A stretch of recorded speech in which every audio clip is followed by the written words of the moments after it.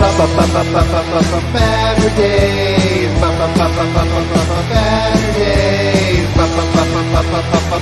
Baturdays. Omnidog in the minister of comics. Talk forever, get right your ergonomics. Taking questions from the chat. With a name like that, you think they talk more about the fact. Baturdays. Baturdays. Baturdays. In the BatCave.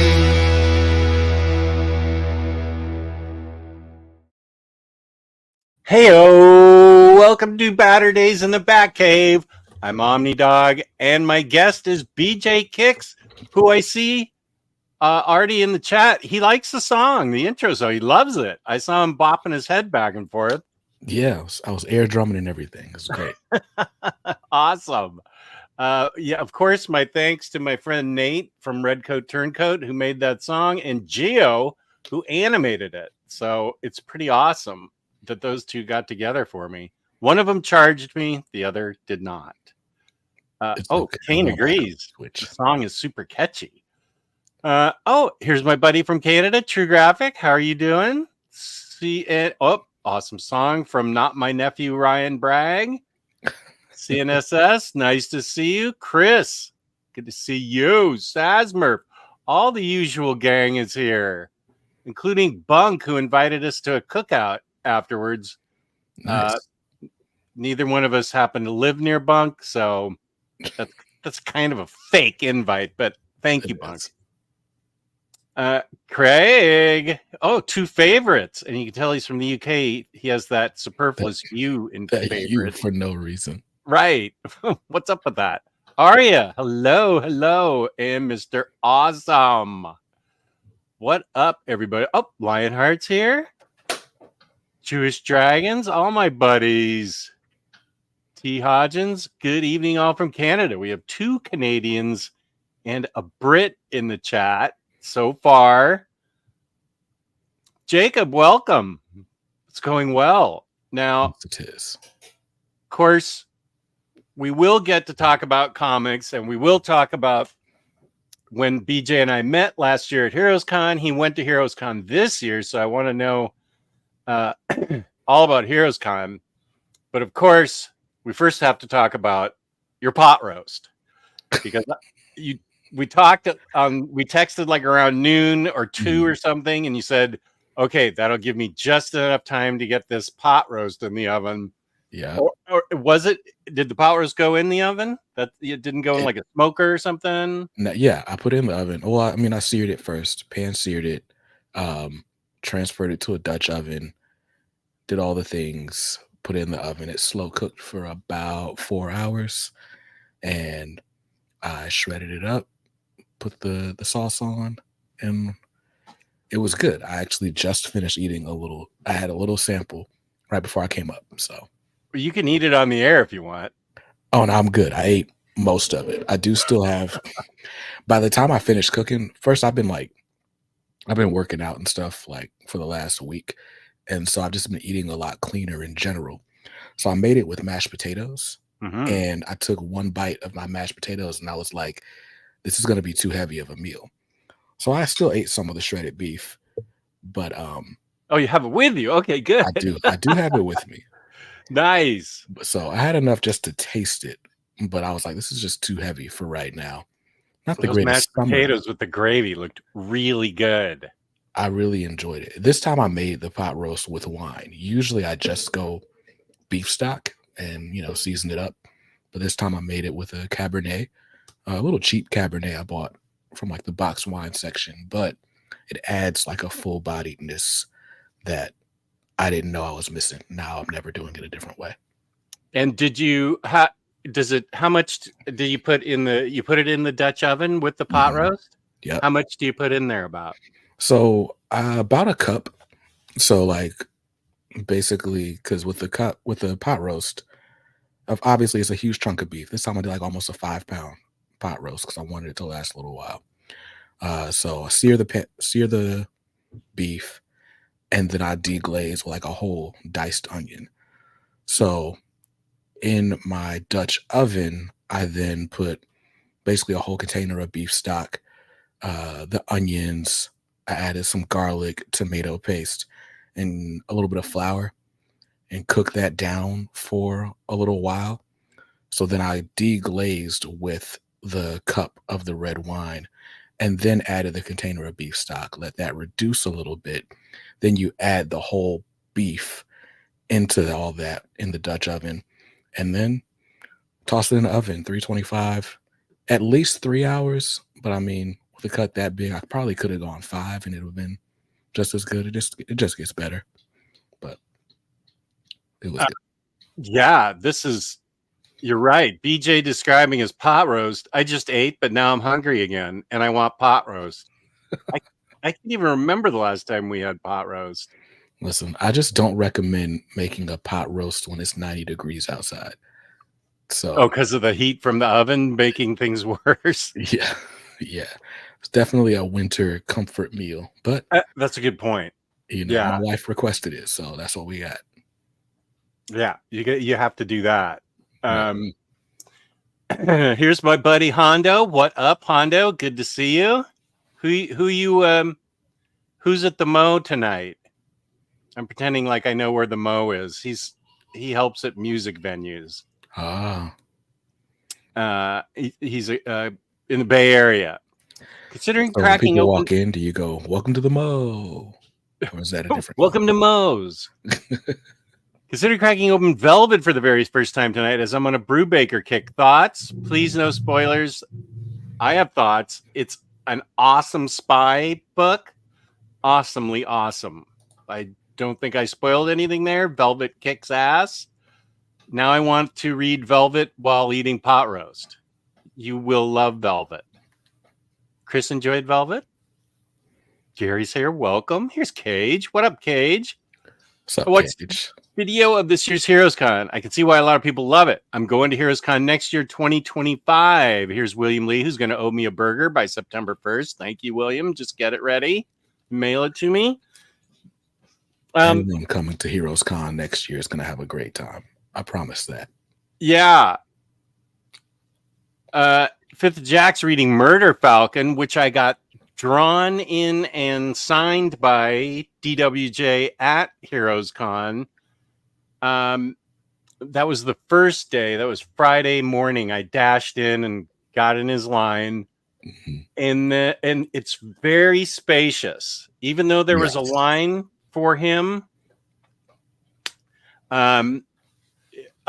Friday you never felt crowded. There was a huge amount of space to walk down the main floor between the booths, everywhere you went.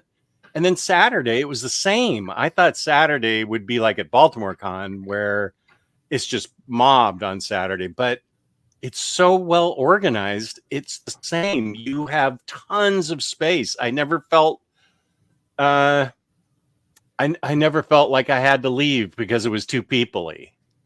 So let me ask you this. When you were in D-Dub's line last year, were the volunteers like really pushy about you being close together in line?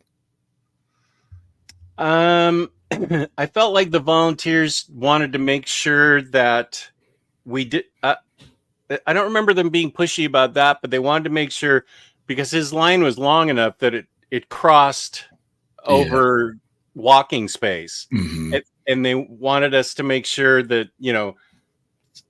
you're okay standing here.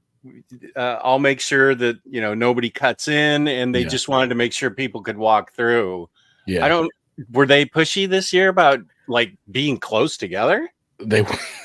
It was one lady in particular. I don't know what that was about, but it was like as you got closer to the front, she's like, "All right, I need y'all to pack in like tight," because she's trying to she's still trying to maintain that walkway, but I guess she just wanted to do it a specific way. And so after a while, we started joking with each other, like, "Hey, make sure you guys stay close." But I mean, I don't know.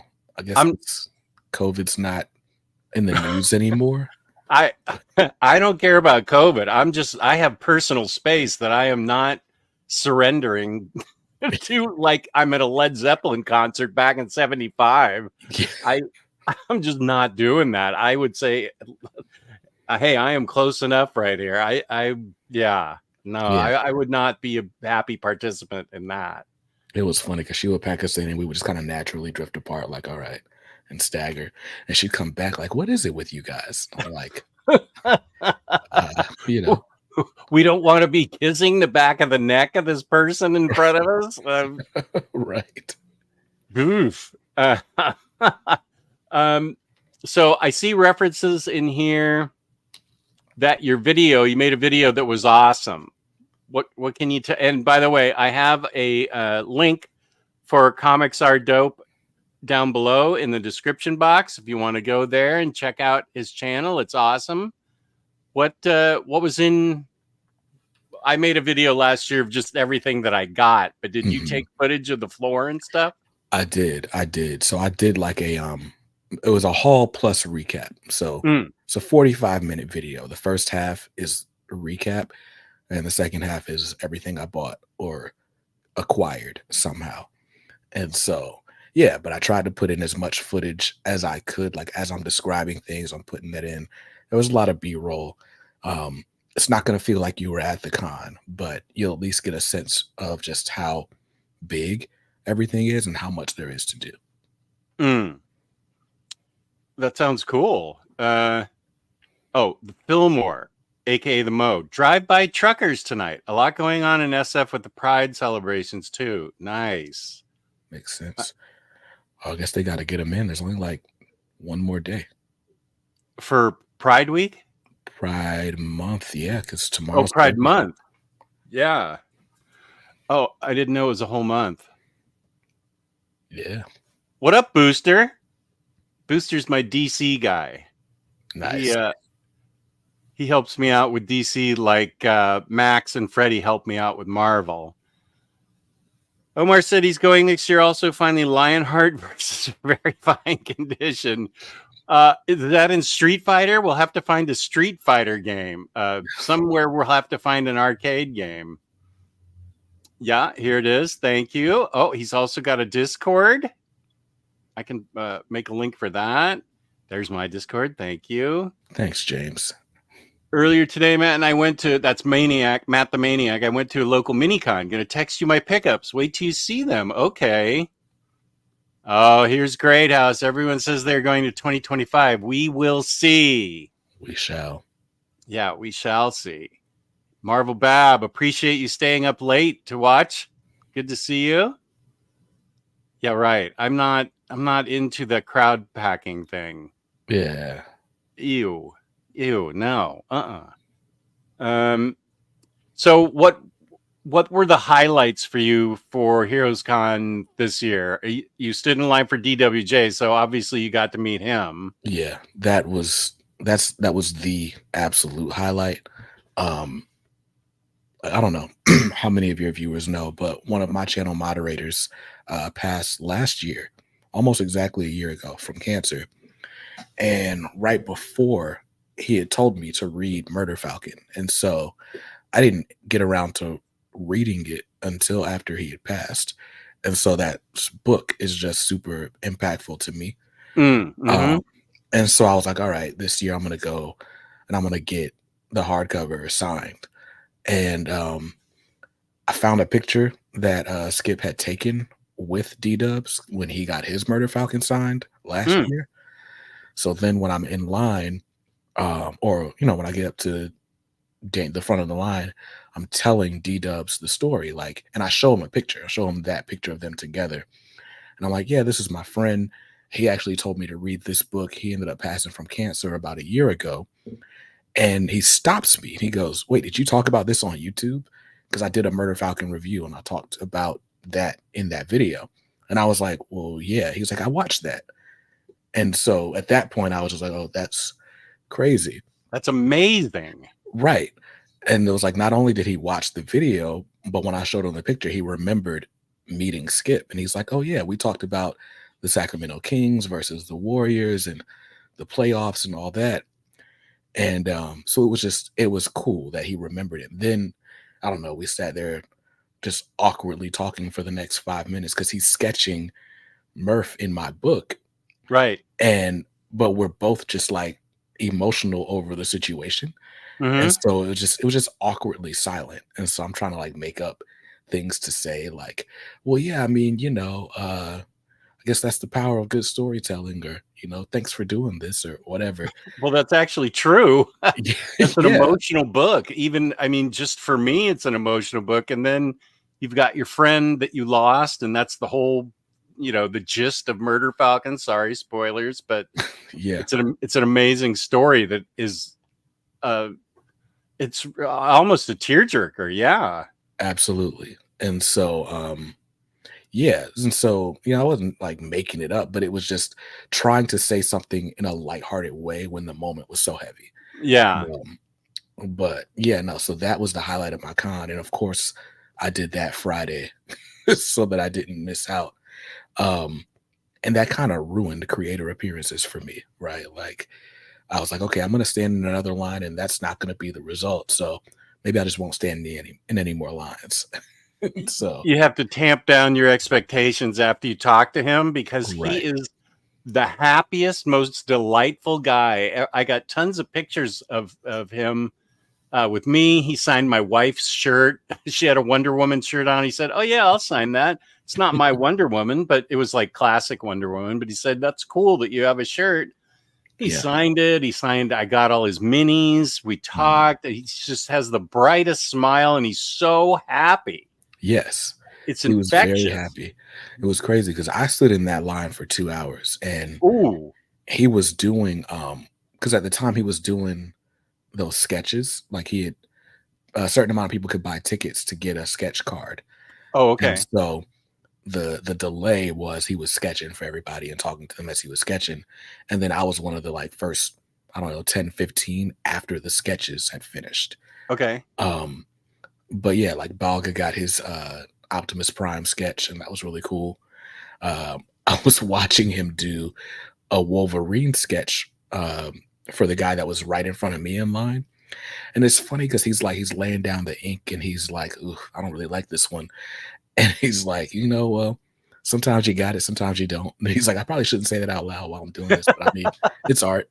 And then he hands the guy his card. So Chris got a sketch card, so he was ahead of you. Yep. Chris. So that was why I knew to get in the line, because Chris was like, yeah, I just happened to see him. I was walking around doing like my sort of survey of the con. And Chris is like, I see him. He's like, oh, what's up? And I'm like, hey. He's like, yeah, I'm actually about to go stand in the Daniel Warren Johnson line. I got a ticket for a commission. He was like, it starts at 3. He's like, but he said he's going to do regular signatures after the commissions are done. So I walked around for like 10 more minutes, and I was like, wait, I should probably get in that line. So then I did. Oh, okay. So you had been at the con this is Friday. So I remember, I feel like Friday morning, I stood in line, and then I just ran with my wife to stand in line. So I was really only in line for like 15 minutes. He didn't have the sketch card thing. He did. Okay. So you were walking around before that. Yeah, yeah. So I didn't get to the con until like 1 o'clock. Oh, okay. And when I got to the con, I went straight into a panel. And so Oh, panels over about 2. And that's when I started walking around the con. I met up with a few friends who had tables. So I'm sitting, yakking it up, and then I'm walking around the floor filming for B-roll for the eventual recap video. And that's where I saw Balga. okay. Okay, we didn't have. I mean, I bought Murder Falcon the hardcover, so he sketched Murph in it for me, Mm-hmm. and then signed. He's got a signature like Adam Hughes with like just his initials Yeah. DWJ, and Adam Hughes is like AH. Sometimes I feel I've stood in line for Adam Hughes a lot, and I'm like, that doesn't seem like a lot of work. That AH. I'd like it to be Adam Hughes. I don't say that to him, but I think to myself, that almost feels like cheating. But then he puts the exclamation, so it's like, well, that's true. Okay, so I can see how that was just an amazing emotional moment for you. I know Greg Rucka was the, oh, okay, wait, let me highlight you. So yeah, I mean, I got And whoa, that is and cool. He mentioned Skip in there and everything. Yeah. That's boss. that was really cool. That was the highlight of my con, I although can it was see a con why. full of highlights. So what was your second favorite moment of Heroes Con? Second favorite. That's hard, but okay. So I went straight to a panel. So the panel I went to is, would you rather the signature have extra or the piece? What's that? Great House says, would you rather have the signature have extra or the piece? Oh. Would you rather have the signature have extra or the piece? You mean the drawing? Oh, I was actually just kidding about the signature. I actually don't care about the signature. I'm definitely getting. You said, "Oh, you did get to meet Josh." Okay. I did meet Josh, which was great. House, but no, it was nah. So yeah, I went straight in to a panel. So it's Greg Rucka, Mark Guggenheim, Rodney Barnes, and Stephanie Williams. And I had just never seen a Greg Rucka interview, never seen him speaking anywhere, and he just like stole the show. There's In that the panel. minister and I interviewed him during COVID. Really? Yeah, we talked for like 2 hours with him. He was such a nice guy. I couldn't even believe we got him. But we ended up getting a lot of people during 2020 and 2021. But yeah, he and I, even Greg Rucka and I, even talked about spending money on Discogs and buying albums and everything. Yeah. He was such a cool dude. Listen, did he talk to you guys about killing billionaires back then? I don't remember that, because that came up several times in this panel. Oh my goodness! Let's because you mean okay? What, I don't want to put words in his mouth. What what are we talking about? Basically, the panel was just about like writing genre fiction, and it just kind of, the line of question just kind of ended up going down like the ills of the industry, and waiting for projects, getting stuff greenlit, then having it canceled, and all that stuff.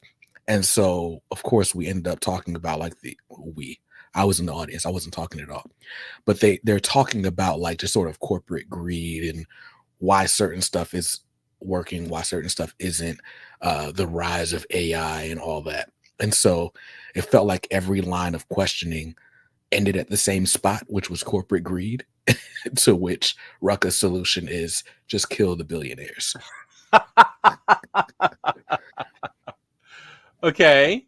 Well, I don't know that I disagree. They're yeah, okay. I'm not saying I sanction it. Right. But I'm not sure I disagree with it.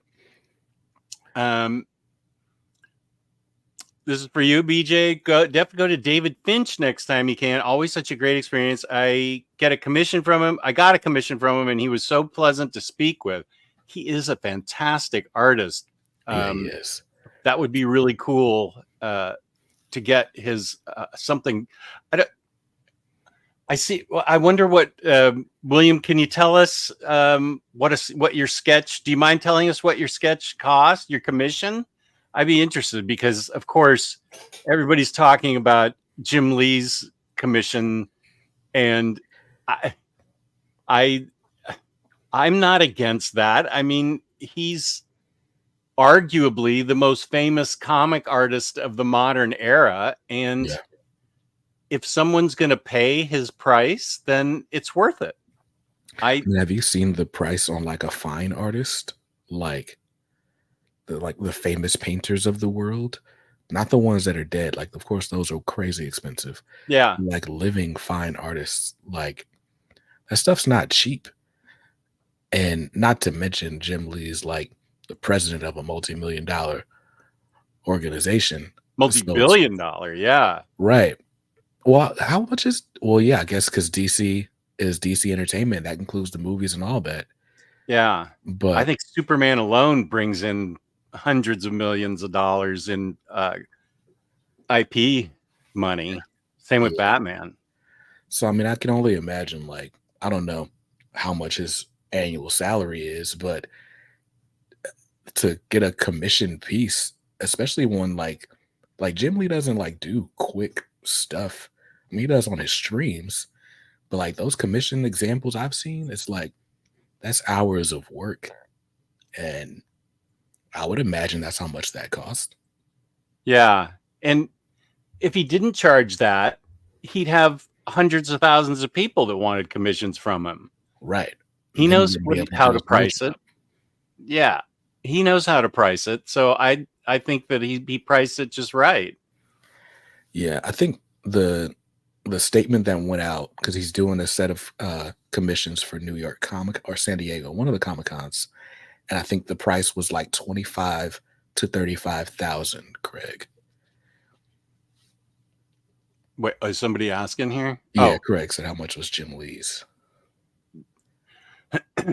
Oh, my commission was almost a decade ago, so I don't think David Finch is only 100 anymore. Okay. Yeah, I doubt it. Yeah, no, in all seriousness, like I did a top 5 list of who I wanted to meet at Heroes Con, and David Finch was on that list.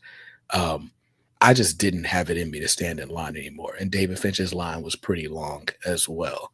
I bet. So I was just like, I just prioritized meeting people because there's a good chance I'm not at Heroes next year because we got like a family conflict like that same weekend. So I was just like, all right, if this is going to be the last one for a little while, I want to talk to as many people as I can, meet up with people, sit at Great House's table and talk a little bit, like, you know, all the things. I didn't want to spend the rest of the con standing in line. Yeah, that wears on you.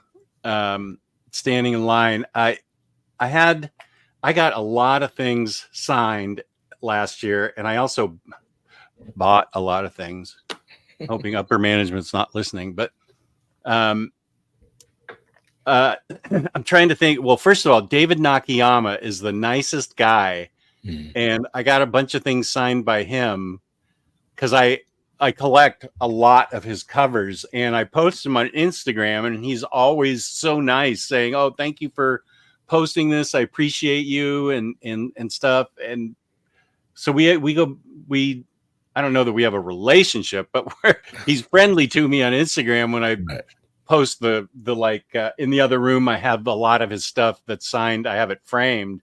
I'm trying to think of the artist that shared sour gummies with me. It was towards the end of the day. Oh, Francis Lionel Yu. Yes. Am I saying that right? It's Lionel Francis Yu. Lionel Francis Yu. Okay, I apologize. I actually am a big fan, but I did have something for him to sign, and there was nobody in his line. And at that point, finally, people were gone, and he's like, "Just relax here, have some of these gummies." No, I mean it. He was like shoving him in my face. I'm like, "Okay, let's have some gummies together. What's going on, dude?" And I can't think of who he was right next to now, but he was cool too. Oh. I have footage of him from last year. I'll have to go back and find it because it's funny because I'm sitting there just like recording. And you know how like when you're recording, you're just looking at your phone. You're not looking at what's around you. Yeah. And I just like look up and I'm like in front, like right in front of Lionel Yu because there was nobody in line, like you said. And I'm just looking at all his original X-Men art just behind him, just up on the wall. Like, I was like, oh, that's crazy. Like, that's Lionel Francis Yu. And then I just walked away. Yeah, that's amazing. And then okay. Bunkmaster knows Ben Templesmith really well, and I've told this story before. But I got to him at the end of the day too, because they were, I think, over near where the panels were held, sort of in that wing, and he was with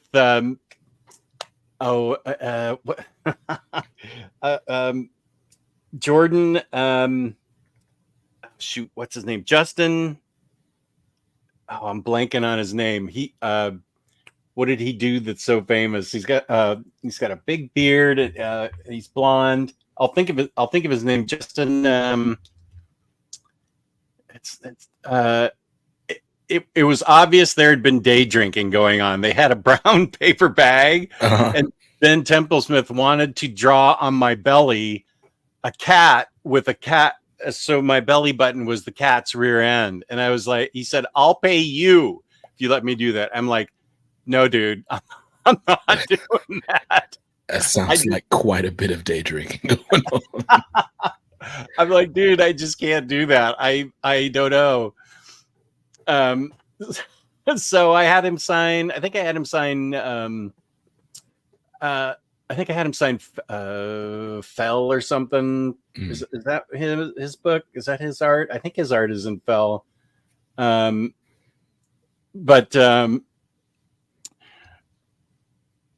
Justin Trudeau, no. He was up in Canada. No, they were not weed gummies. They were sour candy gummies. They were not weed gummies. Good to see you, though, Death Rattle. Good to have you here. Damn it. I think Dead Body Road he did. Hey Siri. Who wrote Justin Jordan? Justin Jordan. Okay. Which you said Jordan Justin. So I said it backwards. Yeah. Okay. Yeah. And he was I've met him before at Third Eye Comics. He's a very nice guy. But yeah, they were clearly having fun at that point. I'm trying to think of who else. So what were some? I've never even been to a panel because I'm so busy. I was carting around that suitcase full of stuff that opened up and spilled. So I'm going to get a new system for next year. Oh man! What were some of the other things you did that you enjoyed? Yeah. I went to that. I only went to one panel, but that panel was worth it. Ruckus saying kill all the billionaires. Right. And then I guess what was fun, I don't know, I feel like we're nerds, and so we look at comic creators like they're superstars. But Stephanie Williams saying to me, like, oh hey BJ, like picking me out of the crowd or whatever. And I'm like, hey, where are you tabling at? She's like, oh, I'll take you there. We're headed there now. You just follow us. Right. It's like, I don't know, getting invited to the after party by Michael Jackson or something. So, yeah. So I'm walking down to the con floor as like a guest of comic creators. And that was kind of like how the weekend went. Stephanie specifically introduced me to a bunch of people, just some of her peers, like, hey, have you met BJ? Like, he does YouTube, like y'all should hook up and such up and so on. So that was really cool. I had a viewer recognize me. He was a That's comic always creator. cool. And a comic book creator recognize you? Yeah. So I'm at Stephanie's table. We're talking just about like the ups and downs, like, whatever. And this guy comes up to me. He's like, oh, hey, you're BJ Kicks. Like, I watch your channel. I've got this book, and I know you like family stuff, and you like futuristic stuff. Like, you'll really like this. And he hands me this book, and I'm like, oh, well, that's what's up. But I think what took me aback in that moment was like, people tell you they see you or whatever, like, oh, I read this because you said it or something like that. But for someone to be like, hey, here's this book that I know you'll like because I know what you like because I watch you that much. Yeah. No, that's really cool. Who was that creator? Do you remember? His name is Carlton Hargrove. It's like Hargrove, but with the last 2 letters off. And he's got this book. Where is it? Yeah. Nia Griggs and the Comedic Sisterhood of Science. So this is issue 2. It's that looks cool. 20th Place Media, which I don't know what that means, but yeah, it's like, I love a good young superhero tale. I love a good family story. Yeah. And he knew that and was like, hey, here's something that you're going to like because I know what you like. So I was just really appreciative of that moment. There was also a little girl that like just randomly came up to me and gave me a drawing, which I actually tossed the drawing because I had no idea what to do with it. But I had literally just come down, like I had come down from the panel area, stopped at Stephanie's table because Stephanie's son has a comic, and so I wanted to be one of the first to buy Michael Williams' new comic, The Adventures of Beeble. Beeble. Yeah, That looks like something Cycle Cleveland would like. right. Cycle, here's a book for you to get. Beeble. I think Micah's like 7, 8, maybe. Wow. And he's already got a comic. I bet Right. it's better than the Henry Abrams comic. So yeah, and then even the back says Beeble 2 coming soon. So Now, what? Remind Stephanie Williams. What? She's a writer. she is a writer. She's done pretty much all the Nubia stuff in the last 3-4 years at DC. Okay, that's And why I then know her name. she just recently did like a My Little Pony book. The first issue came out last month. She did this Moon Girl and Devil Dinosaur graphic novel for Scholastic. Scholastic, yeah, those things sell like crazy at Scholastic. Yeah, they do. So, yeah, so I grabbed that, and I met her the first time I went to Heroes Con, and it was the same thing. Like one of my other friends who's a comic writer introduced me to her, and so we kind of hit it off. And so we finally got around to doing an interview on the podcast like a few months ago. Mm-hmm. But yeah, so I told her she's my cousin in my head. Like when I introduced people to her, I'm like, this is my cousin Stephanie. Nice. That's so cool.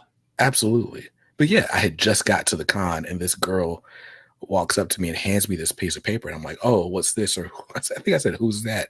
And she goes, oh, that's you. I just saw you walking and I wanted to draw you. And I was like, oh, okay. And she's like, here's your sword. And I was like, what? And so I was like, okay, cool. And then the girl like just kind of disappears into the distance. Like she starts walking away and just disappears into the crowd. Never saw that girl again. I don't know where she came from. And I'm absolutely positive it wasn't me that she saw and decided to draw. I think she saw some other guy and then was looking around like, oh, where'd he go? And then it was like, oh, he looks like him.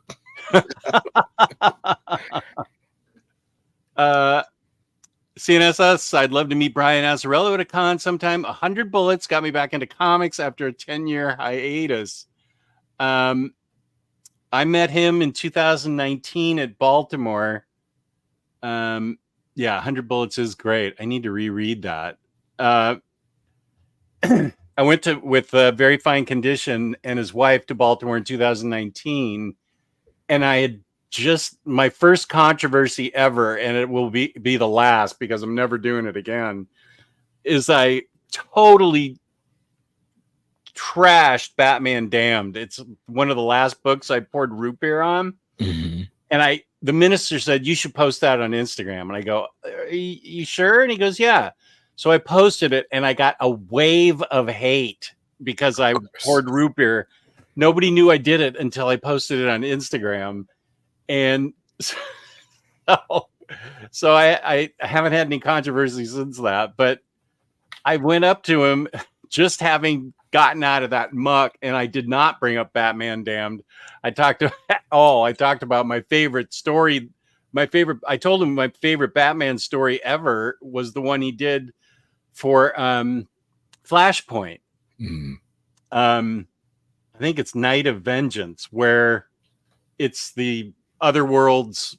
The other world has Thomas Wayne as Batman, and I won't spoil it. It's my favorite. I told him about it, and we ended up talking about it and how he wouldn't do more of it. He said DC wanted him to follow that storyline and do more, and he said, no, I'm not going to do more of it because it's the perfect ending to the perfect story, and it was I'm not going to extrapolate on it. And I don't know, I guess I haven't caught up. I don't know, boosters in the chat, I haven't caught up with DC in a while, so I think Thomas Wayne has been brought to this earth.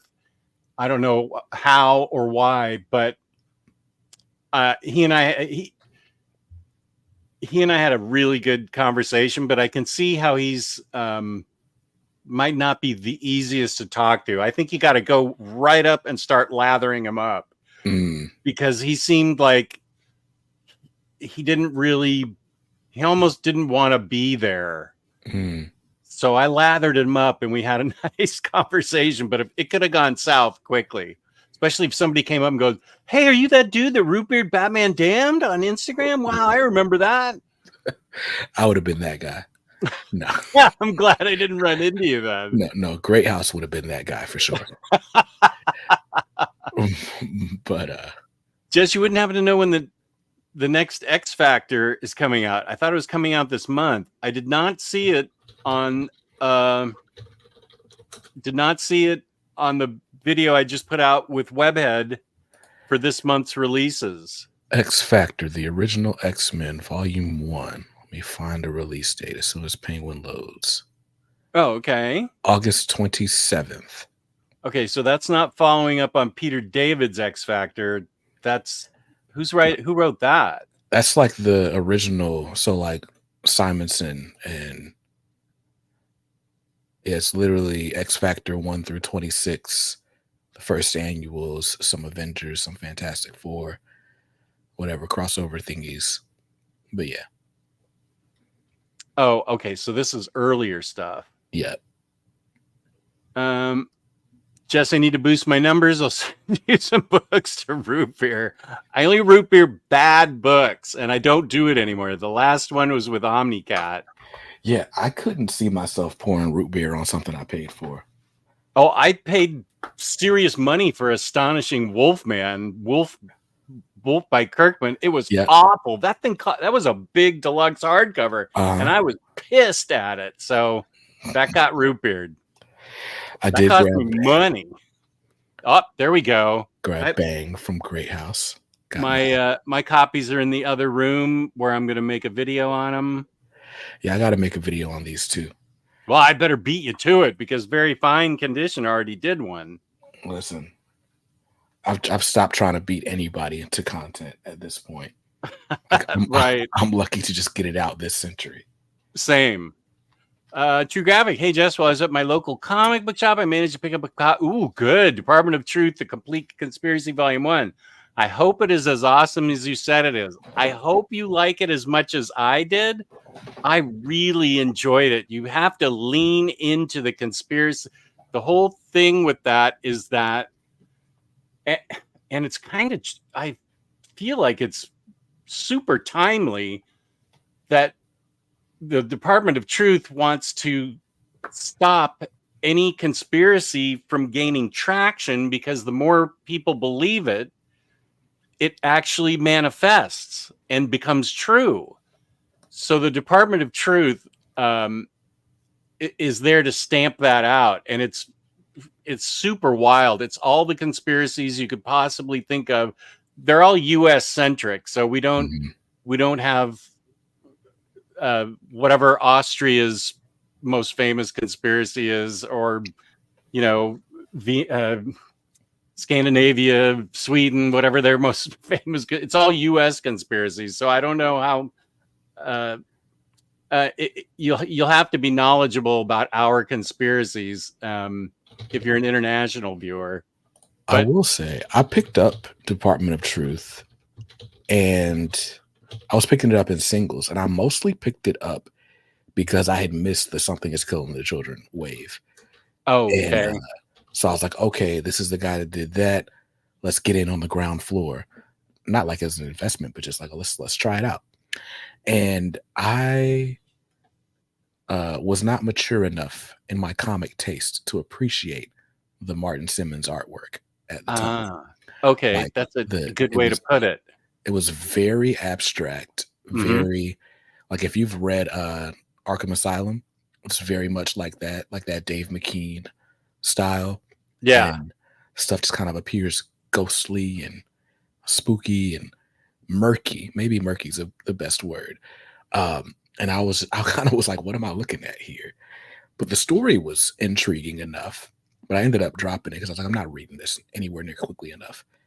But I only dropped it after like 10 issues, so I could probably go back and read some of that. I think the complete the first complete was maybe the first 15. Mhm. It's over in the other room, so I don't know. But yeah, I enjoyed it a lot. But I can see how it may not be to everybody's taste. The art, I totally can understand that. Let's see. No, I couldn't root beer Spider-Man Bloodline because I read it on my iPad. I was not doing that.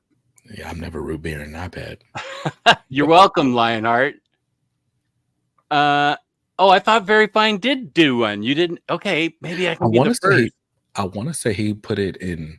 Like I saw it in a thumbnail. So he either did like a, what's that thing he does? It's not called Sleepers, but the I'm underrated sure it's an idea he stole from me. Is it like Hidden Gems? Hidden Gems. I want to say they Son of were a either Hidden bitch! Gems. I invented that. God, he steals everything from me. Okay. Oh, it was in a hall. Okay. Oh, it was in a hall? Okay. Oh, it was in a hall. Also, I have arrived. Good to see you, Spooey. No conspiracy about faces of Mars. NASA wants you to believe it is simply a trick of shadow and light, but with the 2 VHS tape collection from the Sci-Fi Channel, what? Okay.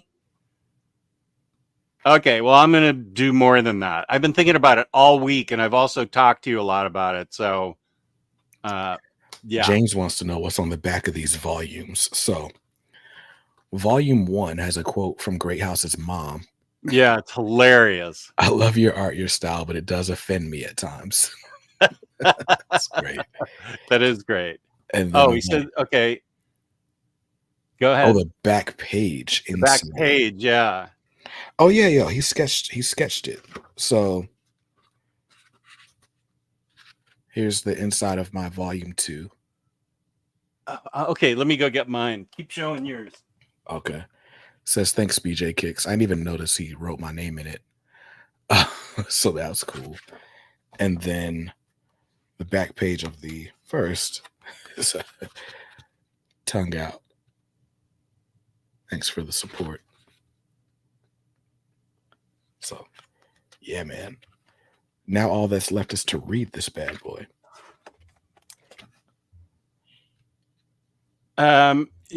Yeah, exactly. Where are the royalties? Right.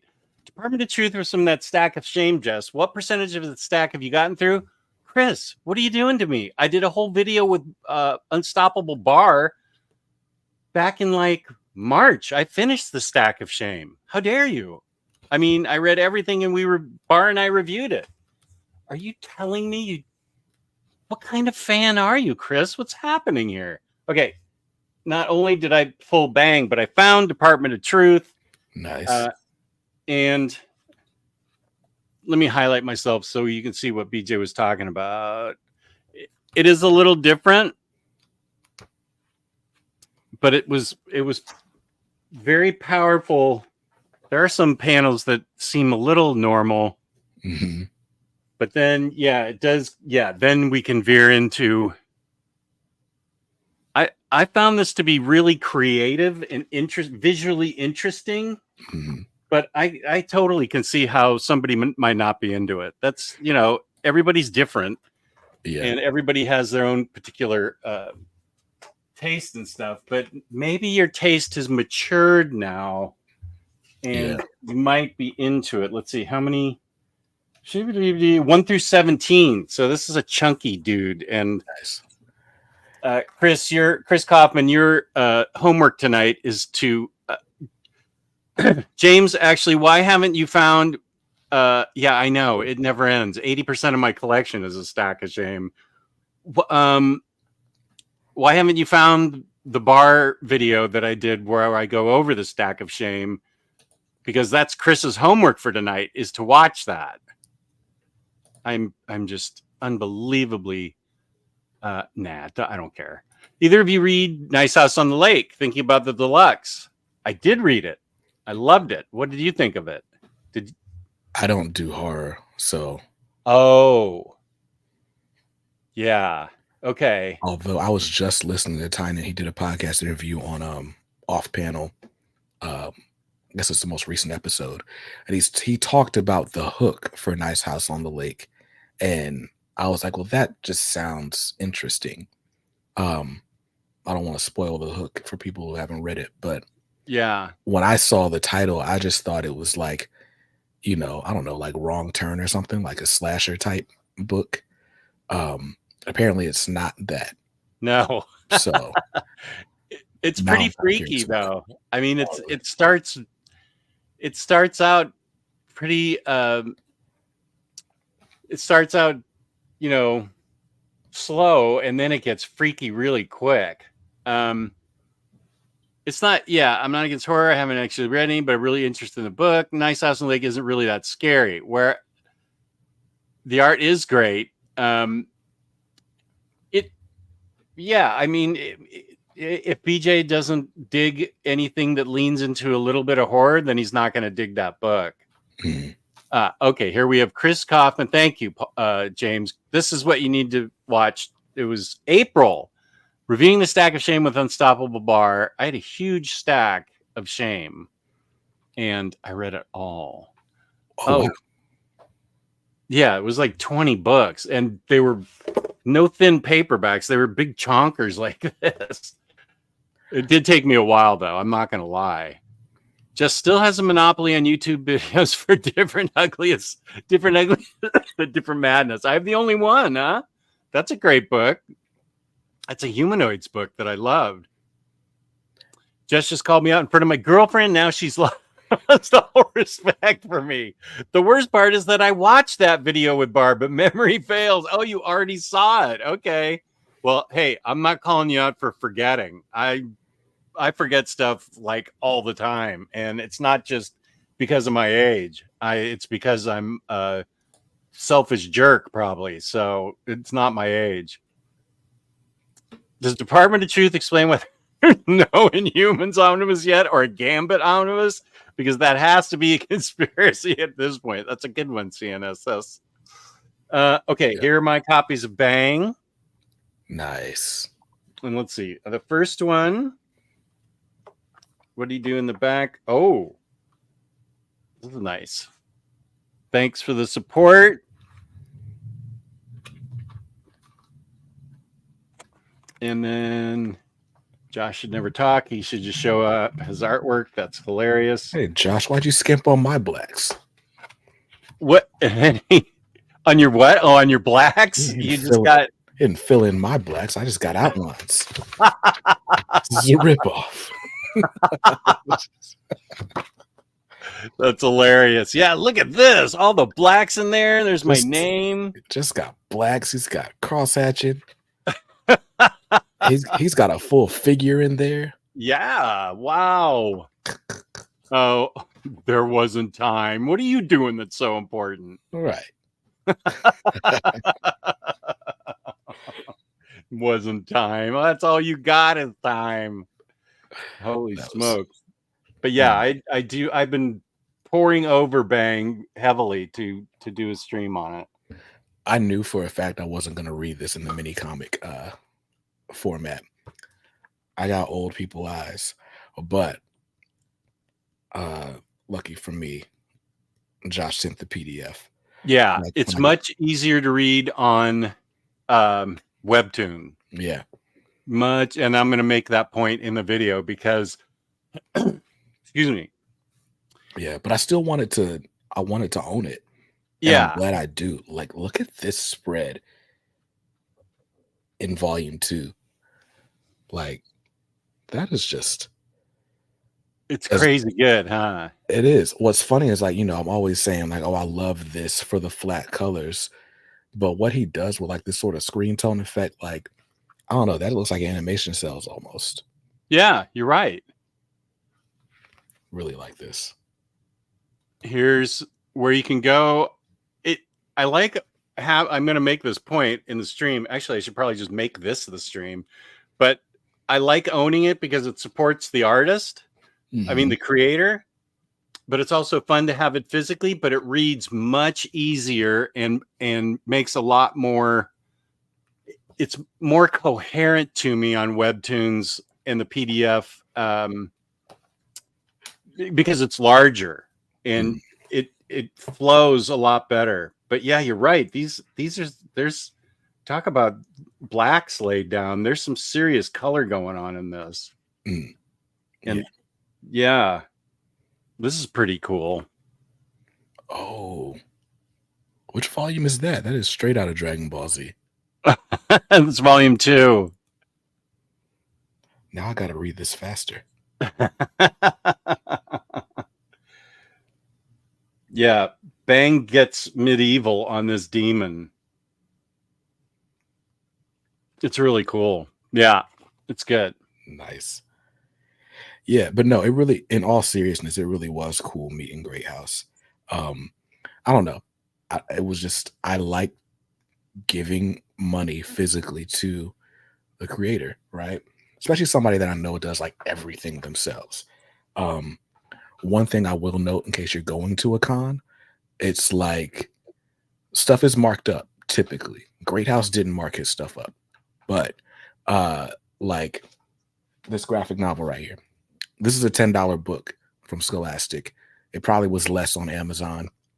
I paid $20 for it at the con, but I'm like, that money went straight to the artist on the book. And, Yeah. you know, she's got to eat. She's got plane tickets and whatnot to buy. So I didn't mind that. But that is something you want to think about when you're budgeting. So.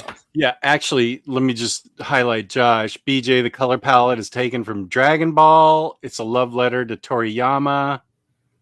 I don't know what either of those things mean, but okay, good. Akira Toriyama, the mangaka, I think is how you say that did Dragon Ball and Dragon Ball Z, which is all just Dragon Ball. Right. Now that's interesting. We've got Kane in here, and Josh was part of this too. In my Discord this morning, we got into a big conversation about when you're going to a con. There was a guy in there that was like had just gone to Nickel City Con up in Buffalo, and it was his first con, and he said, "Are there any tips you guys can give me for when I go to Baltimore?" And Kane and I and Josh and Parker all started, you know, we gave him our tips, but he was worried about what signatures would cost. And so he was worried. He was trying to budget. Mm-hmm. And Kane always goes to New York Comic-Con. And so I was asking her, yeah, it was a great way to start my morning. It got my day started off so well. I was talking to Jessica Ashcraft on text while I was talking on Discord with you guys. There's something about talking about comics with people that just levels me up. It gets my dopamine and endorphin levels up, and I'm immediately in a better mood. So, yep. And here's my Discord. Thank you, James. But it was really good to talk about what signatures cost at cons and how it varies, and that they like to get cash. Some of them will have, depending on the Wi-Fi situation, they'll have the little card swiper for their phone. Josh actually made a good point. Is the reason people charge at all for signatures is that they're worried it's going to get flipped. Yeah. And it never had occurred to me. I'm not going to flip an Omni that I had Jim Shooter sign. It never even occurred to me, I guess. And I went to, I flew to Las Vegas to Torpedo Comics because I wanted to spend some decent time with Adam Hughes. He was appearing there, and Gabe got me in a really good spot. And he signed a bunch of things for me, a bunch. I mean, I had a ton of things. And I got probably 10 or 12 of them graded just because I wanted to make sure that everybody knew it was legitimately Adam Hughes' signature, because it's just AH. Yeah. and I have no intention of flipping any of those. Right. I just they could have graded out at 7.0. I didn't care. I just wanted the certification that it was actually him. Yeah. You know, if Scott Snyder signed something, it's his whole name, but Adam Hughes, anybody could fake that. So I was that's why I did that. But I get what Josh is saying is why they're worried about people flipping. Yeah. What I've noticed is like even the people that charge, if they see you've got a collected edition, it's like a lot of times they'll be like, "Oh, nah, don't worry about that," because they know like you're a reader. So, but I mean, I get it, like because especially at Heroes Con, you see the people with like the suitcases or like the trucks full of like they're literally carrying long boxes and handing people like 10 comics at a time, and it's like, what are you doing with this? I am definitely not that guy. A lot of stuff, the David Nakayama stuff, if I bought it he was at the Unknown Comics booth, and if you bought the book, his signature was free, and if you had him sign your own books, the signature cost. But I didn't care. I was like, okay, I want him to sign these books, and oh, these other books I don't have, I'll get those, and I'll get him to sign. So he signed 10 comics, but I also paid for 10 comics. Yeah. But I'm definitely not that guy. I do carry around a big wagon, but well, it was a suitcase last year. That was a disaster at Heroes Con because it opened up and spilled out at David Nakayama's table and almost knocked over the artist he was with, who was in the middle of drawing something with a glass of water next to him. And it was a close call. It just bumped his table, but that could have gone horribly wrong. Yeah. So I'm going to get like a red wagon or something and pull it along so it's a lot more accessible. Chris has the same issue with the run of Adam Hughes Wonder Woman covers that Hughes has signed. His signature seems impossible to verify, but somehow they can. I used to get Jim Lee's signature when it was free. Never thought to ever get it CGC, but now his sig alone is like $50. I would probably pay that for a really cool. If Jim Lee's there, I would probably pay $50 for him to sign. I'd pay that for him to write the word Jim on a book. Yeah. Yeah. A floppy or a collected edition. Yeah, I would pay that. I'd probably pay whatever he asked for like a little quick remark too. Like, oh, I bet that, yeah, that might be a lot. Like for him to draw. I don't need like a whole sketch, but just like, I don't know, just like a little side profile Batman. It's just a couple triangles. Like, you got it. Okay, well, I will be in back of you when we go see Jim Lee, and I'll see how that works out. Because I'm just going to ask him for his signature. Rather than lugging entire Omnis to get signed, do some people just bring the dust jackets? Is that a thing? Seems so much easier. I genuinely don't like writing at all on any of my stuff. It's a new thing that I'm allowing people, even if they're the creators, to write on my comics, my floppies. Because to me, that means they're damaged.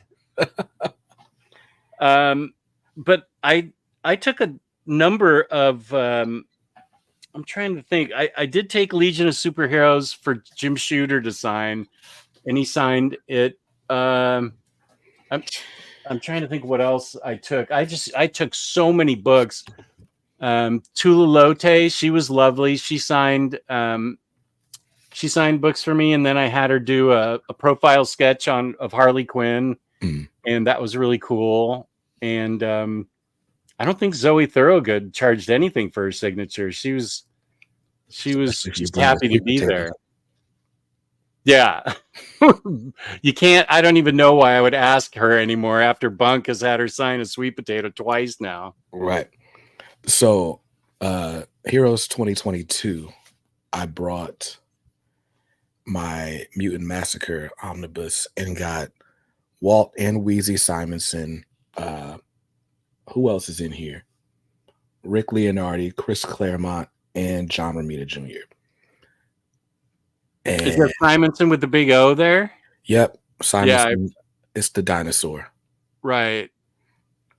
Oh, Rick Leonardi, the guy that shafted Chris. Oh, I thought we weren't mentioning that, but Oh, yeah, I that did went on happen. the air right after that and yelled at Rick Leonardi. Guy's a jerk. A freaking jerk. Yeah. Apparently, he's been ghosting people on commissions and all kinds of stuff. Like, That's not cool. Yeah, I have no problem calling him out. yeah, but I did have like a weird casualty. I to this day have no idea what happened to this book.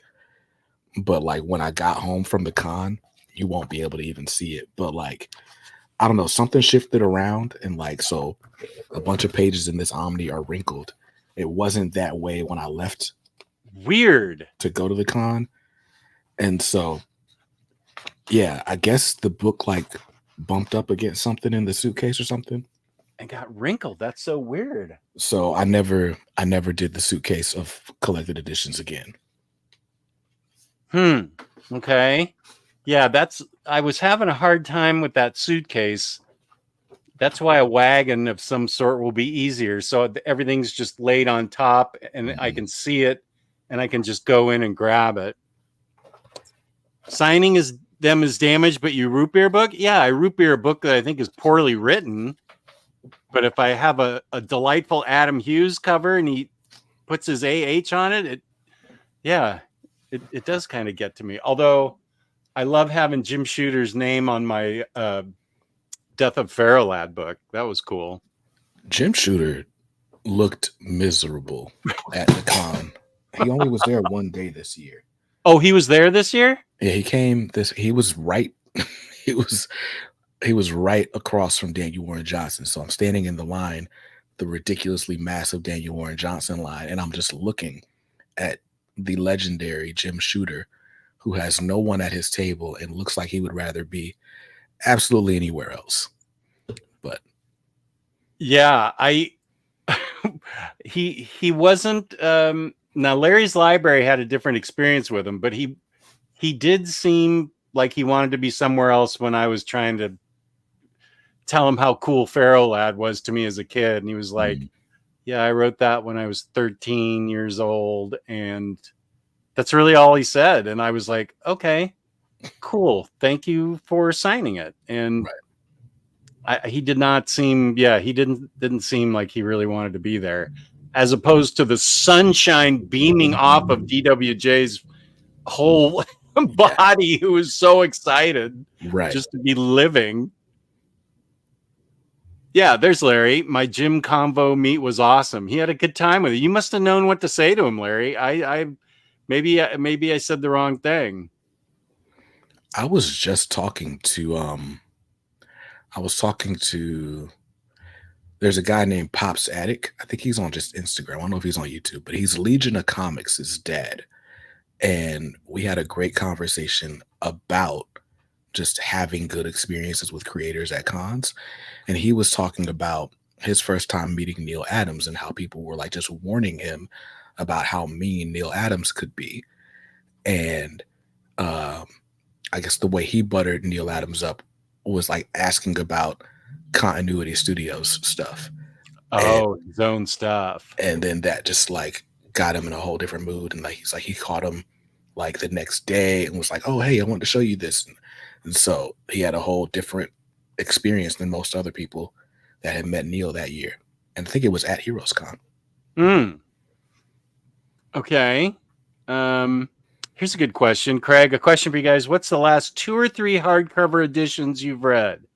Omnis, Deluxes. I can tell you the last one I read, I just put out an overview and review. I just read this last weekend. Secret Six.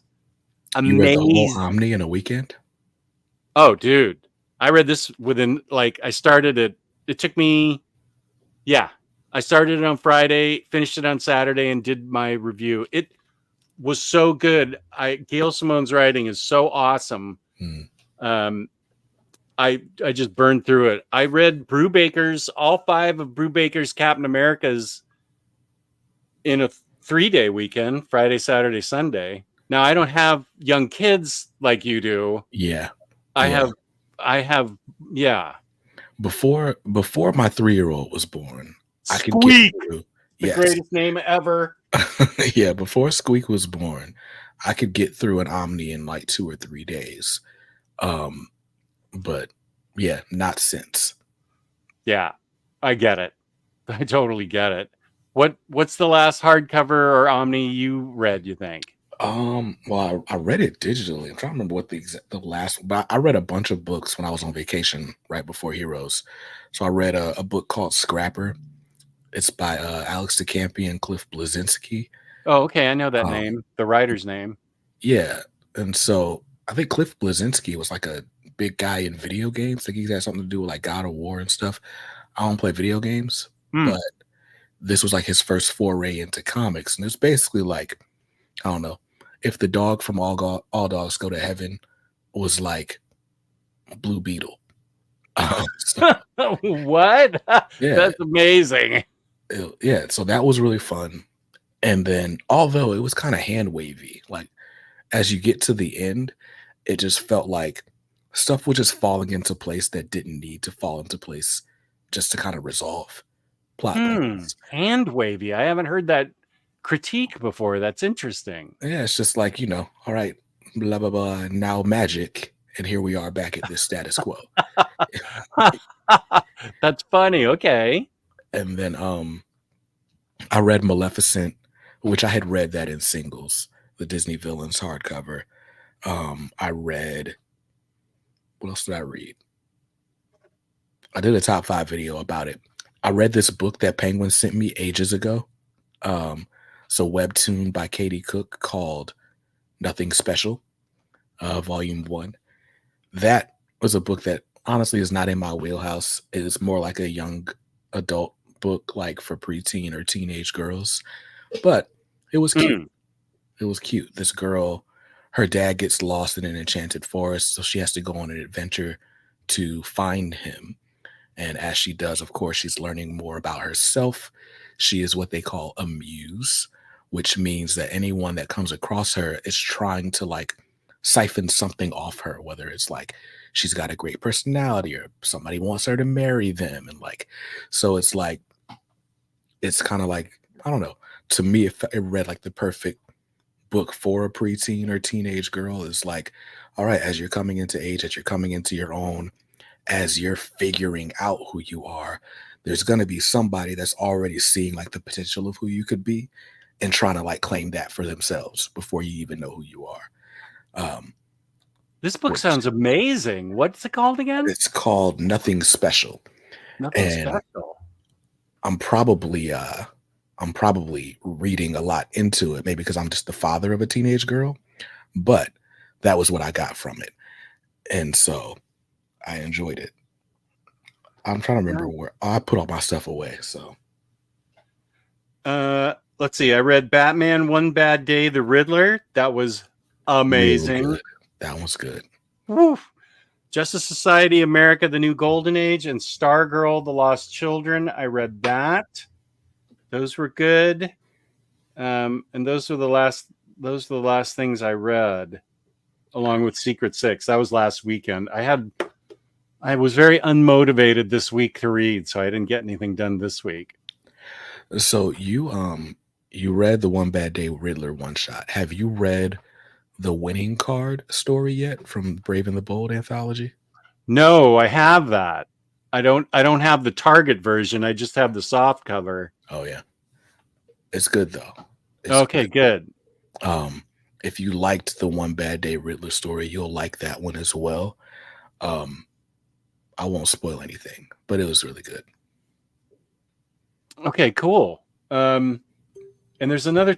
Wait, I have a ton of Tom King books I need to read. He puts so many out, I can't even keep up with them. What? I feel like there's another one. There was one on my wish list. Oh, Penguin. He did Penguin trade paperback volume 1. I need to get that. Yep.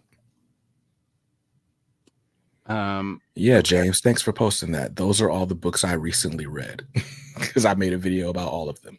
Oh, nice. I put them all Gargoyles, in Batman the the Winning Card, Scrapper. Okay. Okay. Oh, and here's the thank you. Cliff B is the Gears of War creator, an Unreal Tournament in late 90s aughts. Cliff B created Unreal Tournament and Gears of War, founder of Epic Studios. Oh. Buy Secret 6 Omnibus right now. You will like it, Craig. Watch my video first. I don't spoil anything, but I tell you about it because you need to have the right mindset going into it. These guys are sort of the losers, even though Bane's in it. They get it. It comes out of Infinite Crisis, and it starts in Villains United, where Lex Luthor is trying to get up a society of villains, and it's all the villains that said no to that. So these are like D-list. These I can't. I mean, I read this book, and I can't practically name them. There's Deadshot, Catman, Ragdoll, what's her name? Scandal Savage, and Bane, and I forget who this Marie Antoinette looking character is. She comes in the last part. What the hell's her name? Deadshot and Catman are really cool in this. While you're looking for that, Kane's asking me how I felt about Gargoyles. Volume 1 is cool. It takes a couple issues to really find its footing. I feel like it really picks up after issue 4 or at issue 4. And then by the time you finish the hardcover, because hardcover is only the first 6 issues, you're going to be like just salivating for more. But what eventually will be collected in volume 2 is really, really good. Like, they put Goliath on trial for a reason that I won't spoil. And I really like that. Like, it ends up being like everything. If you've seen Greg Weisman talking about Gargoyles or about like anything that's on his mind on Twitter, it comes out in this Gargoyles book, but it doesn't feel preachy. It just feels like Gargoyles. It's good. Her name's Jeanette. That's such a... I can't. Yeah, Jeanette. She's on the cover. She's only in the last quarter of the book, but she's at, and this is actually, it's fairly grisly. Gail Simone, it's pretty raw. I was kind of surprised at how raw it was. It's not Garth Ennis raw, but it was. She wrote it. I mean, it goes there. And Bane is like this. I don't know what's gotten into Bane. He's like this peace and love character where he wants everything to be resolved with words. I was when did this happen to Bane? I don't remember reading Bane becoming a hippie or something. When did this happen? But I just went with it. It was fine. How Gargoyles. Oh yeah. That's exactly why you need to watch. Yeah, you have to watch my video because I tell you, thank you for bringing that up. Because in Secret 6, I had only read this in the trades before, and they throw in the Birds of Prey crossover, but something which is nice of DC because it's a major crossover, but I had never read it, and they put it in the wrong order. It's a big spoiler where they put it in this book. And I have Omar to thank for that because I wouldn't have even known to look for that because I had never read the Birds of Prey crossover. So I tell you exactly what pages to read and when. You need to skip that and go. You do have to do a couple things. It's a tiny bit of work, but it's totally worth it. But yeah, you do have to read this in the right order or a major spoiler occurs because it's out of order.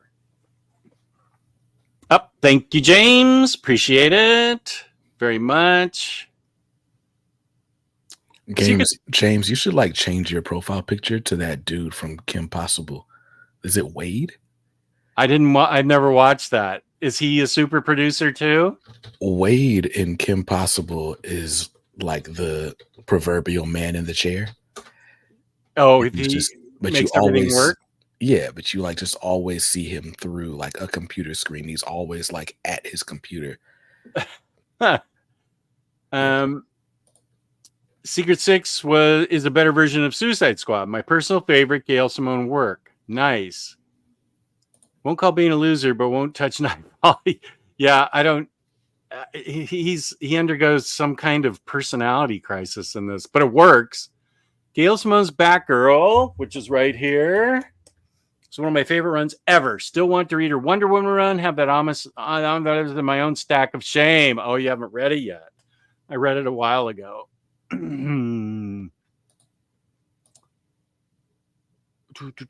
don't know. I don't know what this is referring to.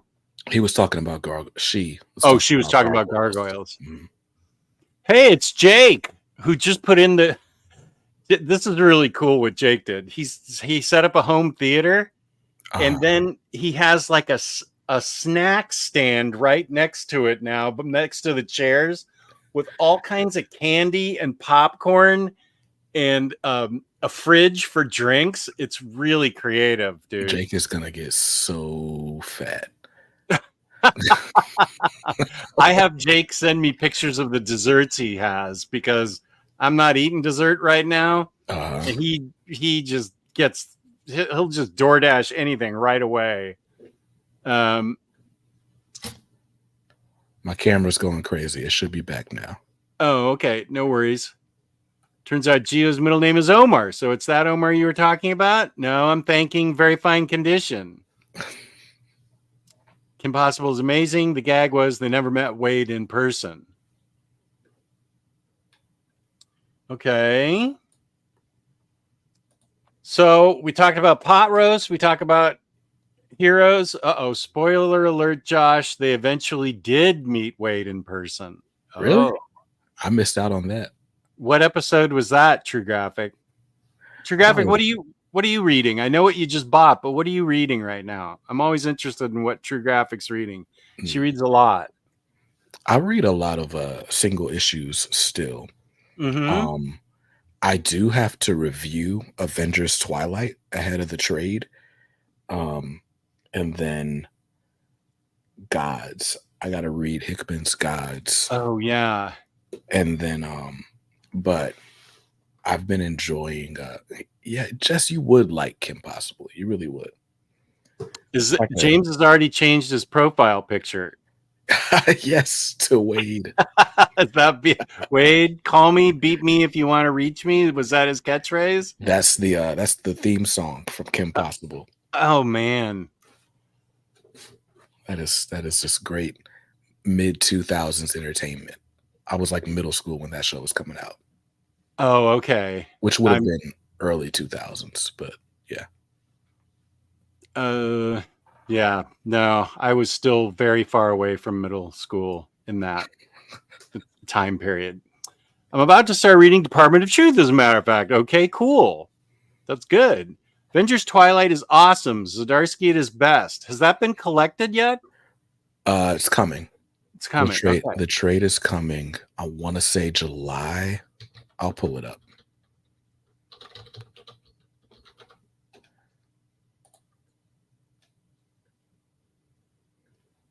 Paperback is coming August 27th.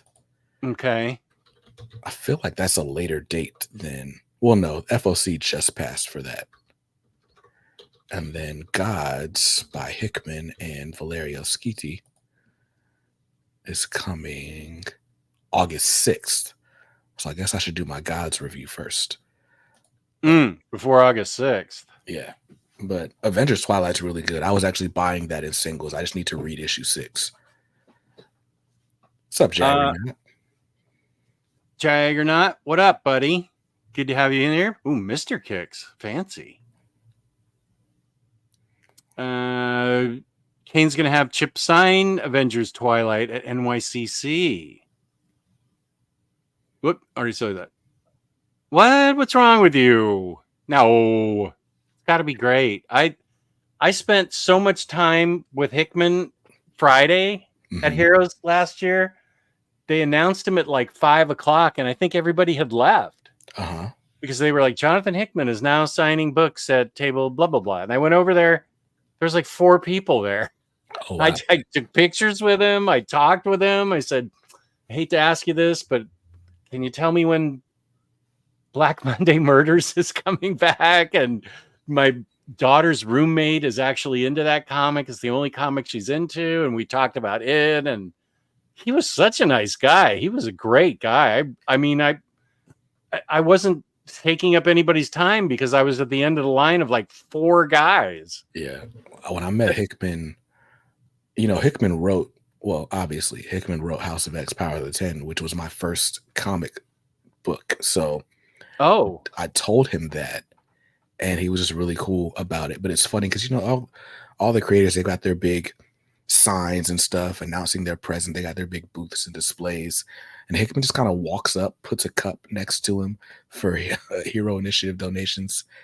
And it's just him sitting at a table. So if you know who he was, you wouldn't know who he was. And like just as casually, when he's done, he just walks off. Like, all right. He didn't even have a nameplate? No, I don't believe so. Wow. He had a thing behind him last year. That's how I knew where to go. Dom of X here. Yeah. Whoops. Sorry. Just a sec, AS. I'll get to you. James Wavell profile picture change. What? Yeah, it's a big controversy because Kim Possible is apparently the big deal. Avengers Twilight 1 through 4 is on MU. 5 and 6 coming out. Yeah. BJ told me and I listened. That's the Kim Possible. AS is here. Good to see you. Gods was fun, but felt like it should have been an ongoing series. The way it was announced, I thought it was going to be. But I think they kind of hampered it when they gave issue 1 a $10 cover price. And say that again. What now? So issue 1 of Gods, when it came out in singles, was a $10 book. And they had just done the same thing with Ultimate Invasion by Hickman. And people did not like the Ultimate Invasion book. So I think when people saw like, oh, another $10 Hickman book, I'll pass. And then, which was why the Ultimate Spider-Man orders were so low to start, and why that book shot up when it actually came out. Because shops didn't order heavy. I was really surprised at that a new book like that would shoot up so quickly. Yeah, because it was, people were kind of like, I don't know if Hickman still got it. And so people didn't pre-order Ultimate Spider-Man #1 like maybe they should have. And so when the book came out and everybody loved it, all of a sudden it's $100 book or whatever it was. Yeah. And the series hasn't slowed down since. But I don't know. I think for me, the barrier to entry for Gods was the fact that it was $10. I was like, I'm not jumping in at $10. But Bunkmaster B actually gave me his digital code just so that I would check it out. And I thought it was pretty cool. It was very interesting. You know, I don't really do a lot of like magic or sci-fi for that matter. And, you know, Gods is very much about exploring the magical, mystical side of the Marvel Universe. That's for me then. Yeah, it's this dude named Stephen Wind, if I'm not mistaken, who's a new character that Hickman created. And he's talking to Doctor Strange, and he's kind of establishing that his lore goes even deeper than Strange's lore. And there are like these 2 organizations. There's the powers that be, and there's the natural order of things. And Stephen Wind is like married. So Stephen is like the avatar for one of the groups. I can't remember which one. And he's married to someone who's like the avatar for the other group. So it's kind of like a Mr. and Mrs. Smith type thing. Okay. With all of this like magic and this. Oh, it sounds so good. So yeah, from that first issue, it's super interesting, right? It does read dense. At least the first issue did. I haven't jumped into the rest of it. But just as a concept, as a pitch, I liked it. But you get the sense that like all of this stuff that's happened in the Marvel Universe over the last however many years, it goes way deeper than you know. Ooh, fun. That sounds so good. Tom of X knows everything. Gods was an announced ongoing series, but Tom Brevoort said on his email chain that the only way it would reach over 8 issues is if it would get huge financial support from fans. It didn't. Ooh, that's too bad. Maybe the $10 price had something to do with it. Yeah.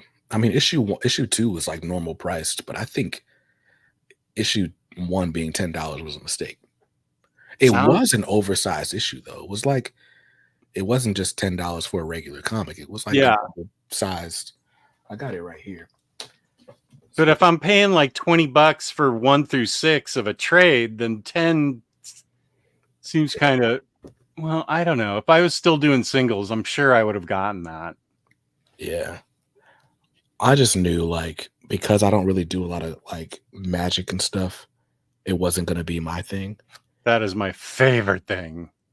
But honestly, looking back at it, the art is worth the price of admission. And I mean, it's let me highlight you real quick. Okay. There we go. And it's like, it's Hickman, so you're gonna get a meaty story that's like worth the Who's the artist? Valerio Schiti. Okay. Same team behind Inferno. Oh, okay. The Hickman Inferno. Yeah. I just got done reading that a couple weeks ago. So yeah, if you liked the art there, although I think Inferno might have had a different artist for each issue, but the first issue of Inferno was Valerio Schiti. Okay. Happy Canada. Oh, wait, it's Canada. Happy Canada Day. Long weekend as Canadians and advanced happy 4th. Oh, yeah, that's coming up to our American comic readers. Is that this week? Yeah, it is, because tomorrow's the last day, right? 30 days, half September, April, June. Yeah, it's like November. Thursday or something. Yes, next Thursday is July 4th. Okay. Independence Day is amazing. I don't cosplay, but I want to cosplay as him. Talking about magic, I think you made a video about this, Jess, but are the Justice League Dark Omnis good? New 52 Justice League Dark is good. Rebirth Justice League Dark is phenomenal. Phenomenal. Amazing. That's James Tynion and Rom V, right? Yeah. And if you can believe it, I'm going to reread it. I read it in trades, and I'm going to reread it again. I am the first to say I worship at the altar of Tiny Onion, but I think Rom V wrote an even better half than Tinian did. If it's possible, that book is solid all the way through. Super good. Super, super good. Hey, Jess, with Omar getting an exclusive what the F for Extremity, when are you getting yours for All Red? I need 91,000 more subscribers to get an exclusive dust jacket, I think. Same. Yeah. I don't quite have it. Main character of God showed up in Doctor Strange by McKay, and he seemed awesome. By the way, McKay's Doctor Strange is phenomenal. As soon as it gets... Wait. This collected. I've been reading it, haven't I? Yeah. Death of Doctor Strange. It must be in a new issue that I haven't read. Because I'm not caught up on Moon Knight or Doctor Strange, but I read all the first 3 or 4 trades that came out in McKay's. Listen, Doctor Strange and Moon Knight. All of Marvel now, so I probably should get caught up on some of that stuff too. His writing is amazing. That man's got Moon Knight. Well, I guess Moon Knight's about to end. Well, they might be restarting based on something else that came out this week. And then he's got Avengers right now. He's about to have X-Men.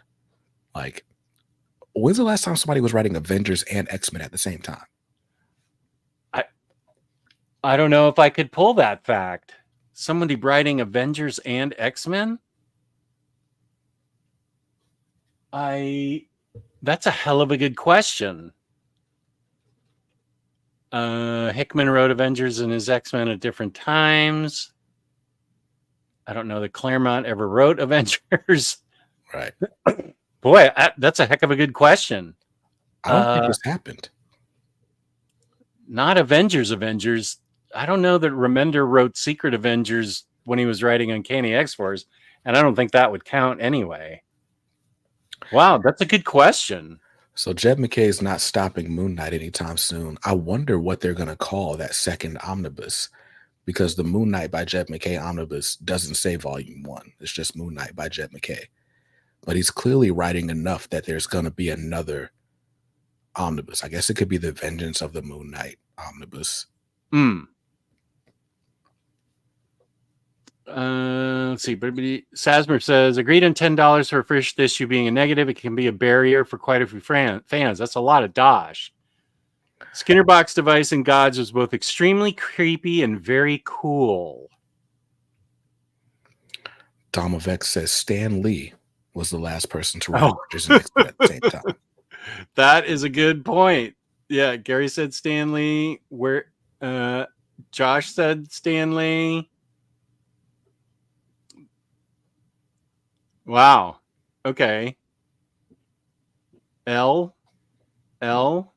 Rodimus, what are you up to? McKay Strange had Death of Doctor and then the 2 trade paperbacks Strange book with Clea, and then it relaunched again with Stephen back. Okay. I have the 2 trades for that I have not read yet. Oh, here it is. El Gran Omniperro y BJ Patadas en la Batacueva. Right. A Omnidog and BJ kicks in the BatCave. Right on.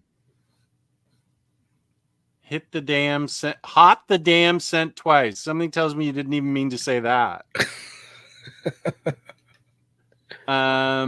Let's see. I missed. Moon Knight isn't an Avengers stubbing at 8, but it's being relaunched. Dom has all the answers, man. Right. Really does. I think another problem with Gods was that Marvel leaned too much into marketing the book, linchpinned on it being a Hickman Skeety title instead of using Doctor Strange as a co-star for the new OCs. OCs? Original characters. Oh, okay. That went right over my head. Thank you. Oh. True Graphic chiming in. Rebirth JLD is so better. Yeah. I think New 52 is worth reading and owning, but Rebirth JLD, just walk a mile barefoot in the snow to your LCS to get it. It's awesome. I'll have to check with Bunk on that. I have to. That's a new show on Friday. I'll have to see what he thinks. LLL. Can anyone think of another writer that is comparable to Jed McKay's style tone? I don't know. I sure loved his Black Cat. That's what hipped me to his name. I've not read any Jed McKay. I started reading his Moon Knight in singles. I dropped it at like issue 3 because I felt like I just wanted to wait for trades on it. But all the other stuff he was writing around that time, like, just wasn't on my radar. I'm not really a big Doctor Strange fan. And so they just kept giving him different books. And then all of a sudden he was on Avengers. And so I started reading his Avengers and I felt like it was just kind of slow. And so I dropped his Avengers. But now they're adding Storm to the Avengers at issue 18. So now I'm like, I guess I'm buying Avengers again. Is this the run known as Avengers Twilight? No, Avengers Twilight is an out of continuity story by Chip Zdarsky. Oh, that's by Zdarsky. Okay. Zdarsky, he's writing for both Marvel and DC like a crazy person. Yeah. These guys can really churn it out. That's amazing. Well, Zdarsky kind of slowed down. I mean, he did Avengers Twilight. Apparently he wrote that like before the pandemic, and they're just now putting it out. Oh, okay. And then his Daredevil came to an end earlier, a few months ago. So now, as far as I know, all he's doing is Batman, public domain, and like spot up projects here and there. Oh, okay. Okay. I thought Marvel were being stupid and giving us a 30-issue run of Moon Knight, but with 9 issues of the next run being only available in paperback, seems like McKay is writing a lot more to come. Jess, have you checked out Black Sad? Buddy, I own and have read all of Black Sad. Is that twice. the one with like the cat detective? Yeah, it's really good. Anthropomorphic animals. He's a detective. It's really good. The last one ends on a cliffhanger, and I said, I know this is going to come out in a deluxe. I should wait for the next one to come out, and then 2 years from now, a deluxe. I couldn't help myself. I bought the hardcover, and now I'm waiting for the second hardcover. It ends on a cliffhanger, so I gotta get it. My sausage fingers typing on the phone. Okay, we understood that one. I read Decorum as one of my books of the year. Great book. I love everything that guy writes. I am a complete fanboy of Hickman's. Decorum was awesome. I have not read Decorum. It's science fiction-y, very science fiction-y, so I'm not sure you would enjoy it. I sure did. You know, this year I'm trying to branch out. Like for a long time, all I was reading was straight up action superhero stuff. Sci-fi is probably still a bridge too far, but I read a cool sci-fi anthology from Kickstarter called Thoughtscape, and I really liked that.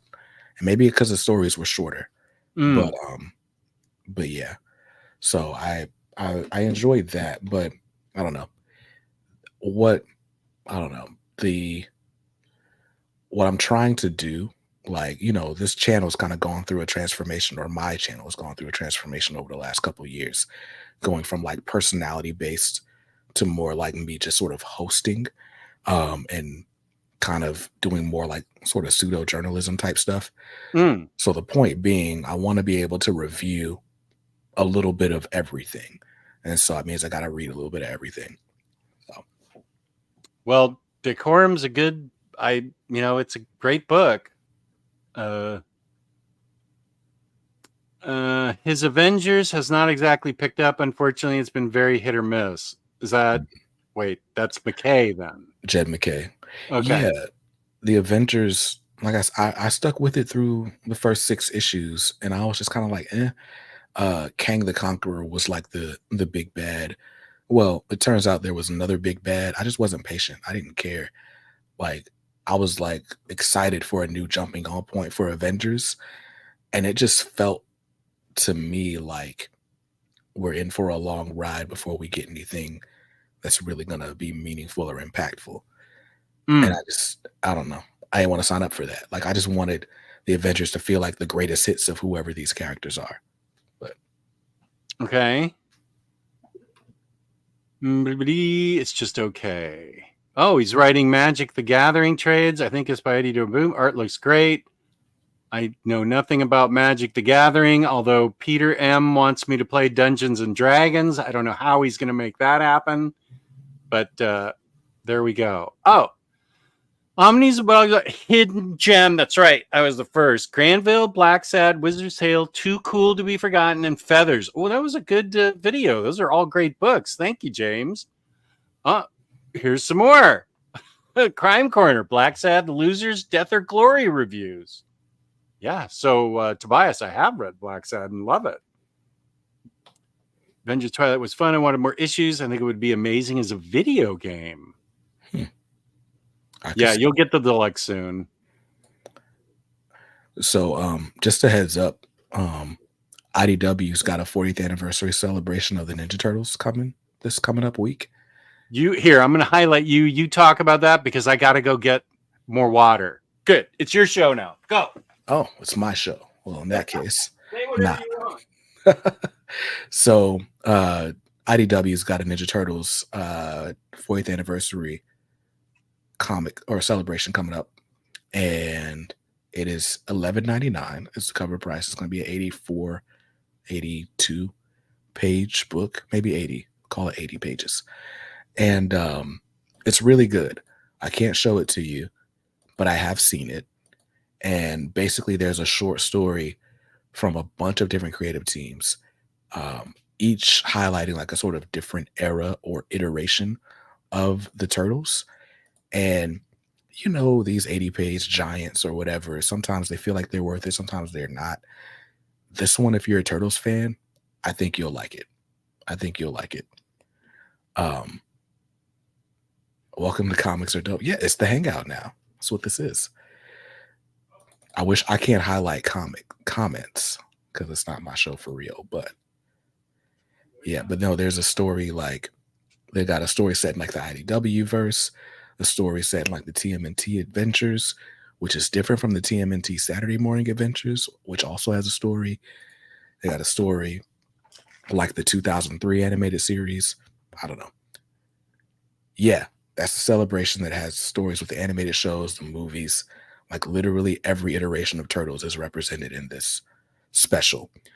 Like there's no way it doesn't get collected in some kind of hardcover at some point because it's just that epic. But if you want to get in as soon as possible, you can grab it. There is a gnat in here and it's going to drive me crazy. I had to open all the windows when I was searing that pot roast so that I didn't have the smoke alarms going off. And now I've got a gnat. What are those books on that bang rack behind me? Oh, so this rack behind me, this is, I'll grab it.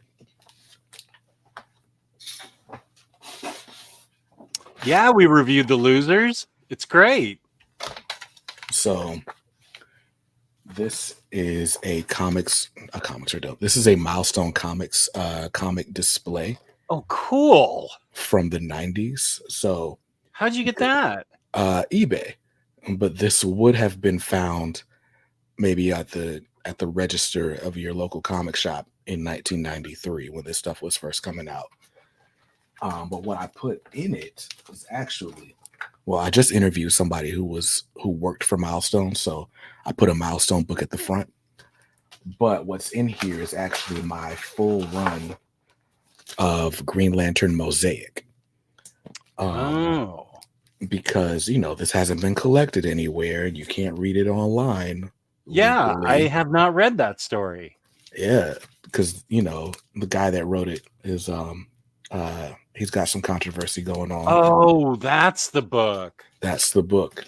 So if you wanted to read this, probably the best John Stewart story there is in comics, you got to just track down the issues on eBay or track down some PDFs illegally. But matey. Right, exactly. So this run is sitting in this case so that I see it every day and actually read it. It's been sitting in this case for a year and I still haven't. But oh, well, I'm not one to point fingers on stuff that hasn't been read. Yeah, this is my stack of shame. There's just finished building a new 5x5 Kallax. That is fun. It's fun until you put your books in it and realize you should have bought a 10x10. Yeah, that is so fun to build new bookshelves. I believe a hardcover is already solicited for the Turtles' 40th anniversary. Chris is impressed with that. That is cool. Thanks.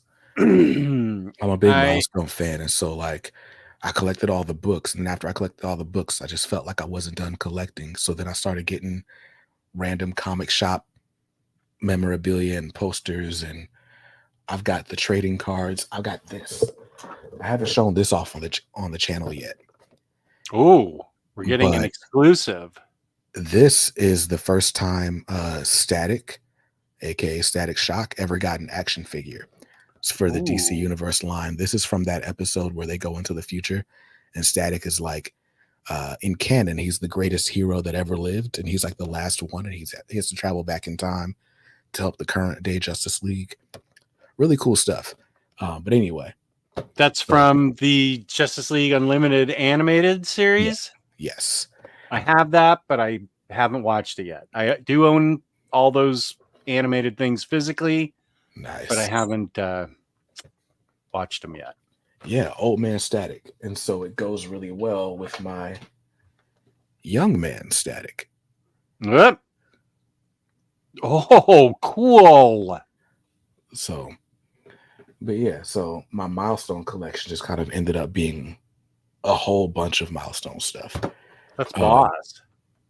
But this This I got super lucky on. You might actually still be able to find this, but for a long time, this was like not available anywhere unless you pay like $100 or something. Mm. I just happened to search for it maybe a month and a half ago, and there was like some old toy store on that was selling through Walmart, and it's selling this 3-pack for like $20. Nice. So I was like, hey, I should have bought 2 so that I could actually open one. I get it. I have this one here that I'm never opening. Come here, you. Because I love the design of this figure so much. Mm-hmm. But I love the box she's in. Yeah, exactly. I like this box because, of course, Milestone founder Dwayne McDuffie had a lot to do with the Justice League Unlimited series in general. And so it's nice to have like John Stewart Green Lantern on the box and,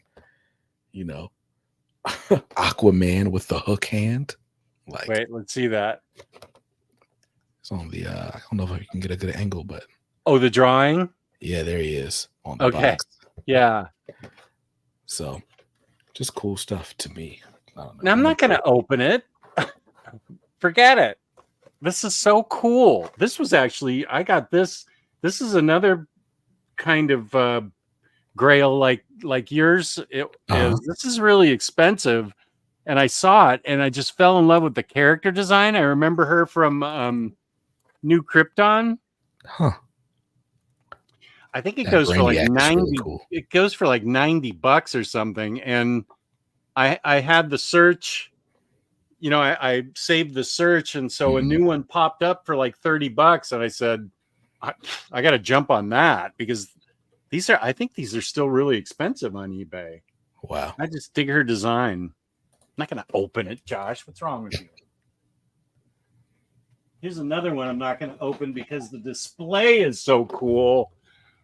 Oh, that's good. That's really cool. Yeah, this is like a recreation of a Silver Age comic. I love the the trade dress on it.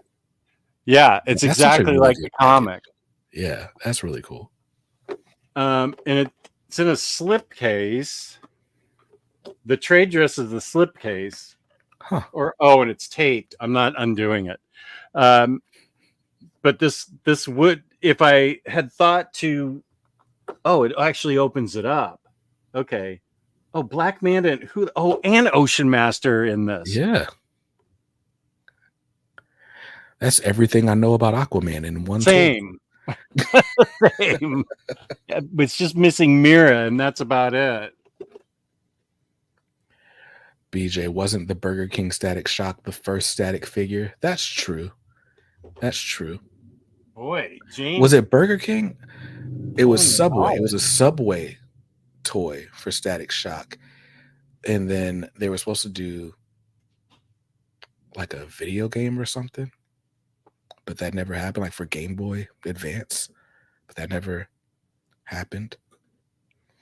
Dang, now I gotta go on eBay and find the static Subway toy. Okay, we'll wait. I'll answer questions. Thank you, Jewish Dragons. I appreciate that. Speaking of Milestone, I've been reading the Question Omnibus. I need to read both of those. I haven't. That's something I collected in floppies and haven't read in forever.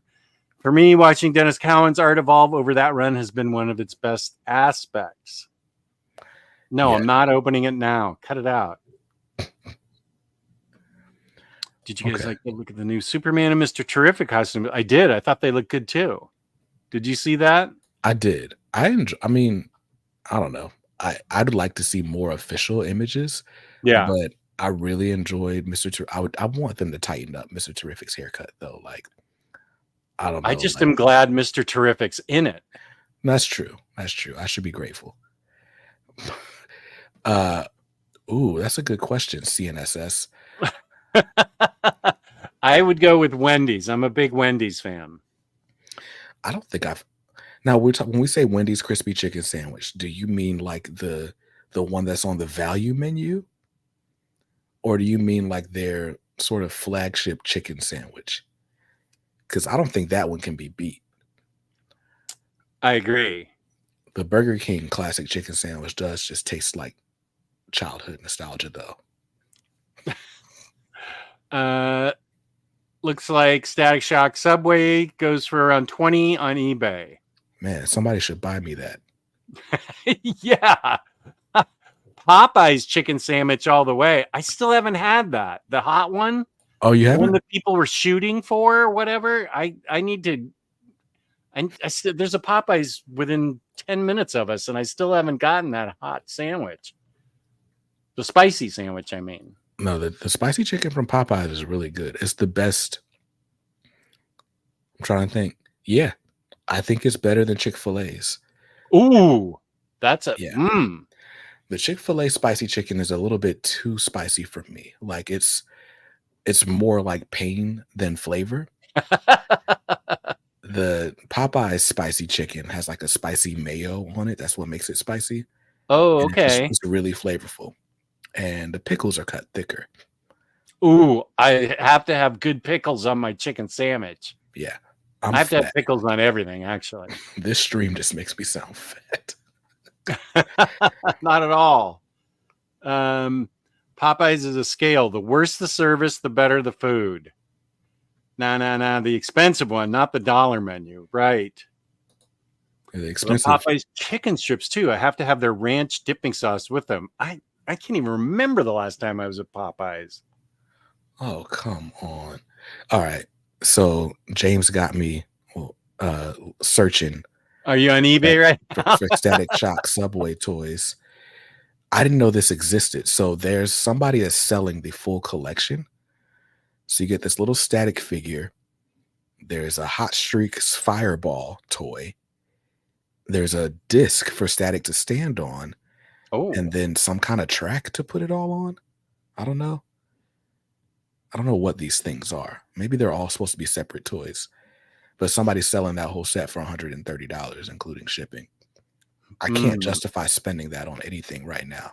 no. $20 for the action figure of just Static Shock. That sounds doable. Right. But now that I know all of it exists, I can't just buy a part of it.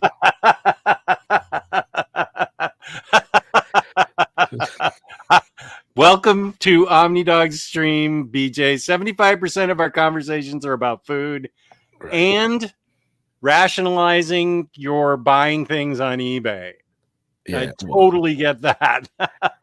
Listen, the good thing about the fact that I don't use credit cards anymore is if I don't have the money, I don't buy the thing. And so this That's thing will smart. just sit in my saved search until such time as someone just sends me $130 for being awesome and looking good. Oh, yeah. And the cat. The cat wasn't around today. Queen Lily wasn't around today. Oh, She got scared off. Somebody got carted off in an ambulance. They looked okay, but they must have been having some issue. But I think the lights and the sound scared her off. She was on our doorstep for safety, but then bolted. oh man. So we didn't get to see her. My cat used to show up in some of my videos. But once we moved into this house, she's banned from this room.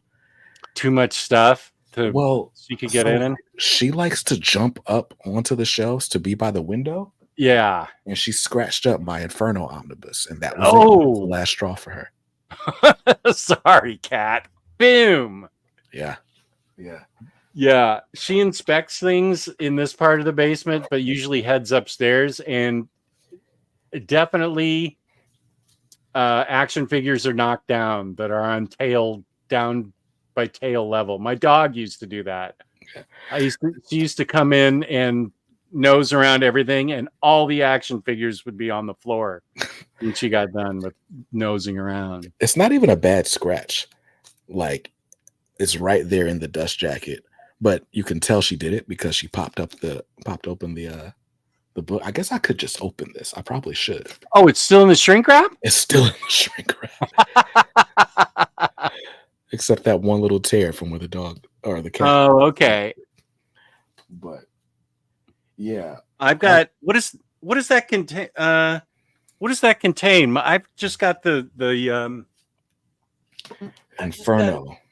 I've just got the Inferno old oversized hardcover, and then I have the prologue too. So this collects both of those smushed together. Oh, okay. Wow. So, yeah. Because X that's what. Factor 33 through 40, Exterminate. I'm not reading all that. Collects a lot of, yeah. These are the same thing. There we Okay. go. So, I love this cover. I like this cover a lot. Yeah. I don't know why I haven't gotten to this yet. I saved it specifically because I know Magic and Madeline Pryor are in it. Oh, wait. No. What was that you just showed again? You showed the prologue and Prologue and Inferno is okay. Is Prologue in there, or is it Aftermath or something? I think Aftermath is what's in here because I also have Prologue. Oh, so I'm missing something. So yeah, there's something after Inferno that has, I don't know. I'll have to, James, what am I missing with just the Inferno hardcover? Somebody out there will tell me. I don't know. That's a really cool image of Cyclops and Thor, though.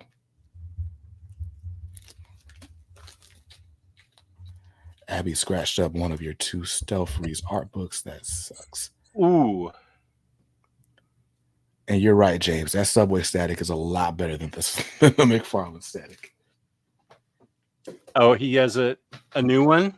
McFarlane does? Yeah, McFarlane Toys did a static based on the New 52 design, but they gave him like these weird like dreads on his head sculpt, and he was like way too tall. Like Static's supposed to be like 14. So I don't know. It was just a bad figure all the way around, which is why I don't own it. And I buy like everything Static. I don't know what's going on with him. It has to be easier to get a Superman face sculpt right than what McFarlane's put out. They've all been terrible. That's why I own one. I'll grab my Superman. Hold on. I do have one also. Well, that's not helping me. Somebody out there tell me what I'm missing. Yeah, this is the Zack Snyder Justice League one. Because it's the only one with a decent head sculpt to me. Yeah. All the ones with him in the classic costume are just not it. The only one I have that's any good is it came in a 2-pack of him versus Bizarro. Oh. And that's a good one. But I have that posed in the bathroom along with my death metal Joker Robbins the Man Who Laughs, Batman the Man Who Laughs, and his Joker Kings and Robin Kings and whatever else. There's a whole thing going on in there. The only thing I got from the metal set was Batman on the Bat Chopper. Like, oh, the Bone Cycle? Yeah. Yeah, that thing is cool. It is so good. Yeah.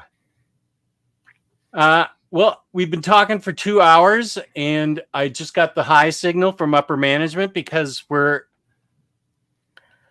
not by the cats. The cats aren't supposed to play with the toys, just us. At all. Yeah. I just got the signal we're having people over in the house tomorrow. Oh, that means you got to clean up and stuff. Yeah, I actually have, but I think there's stuff that I'm supposed to do upstairs now.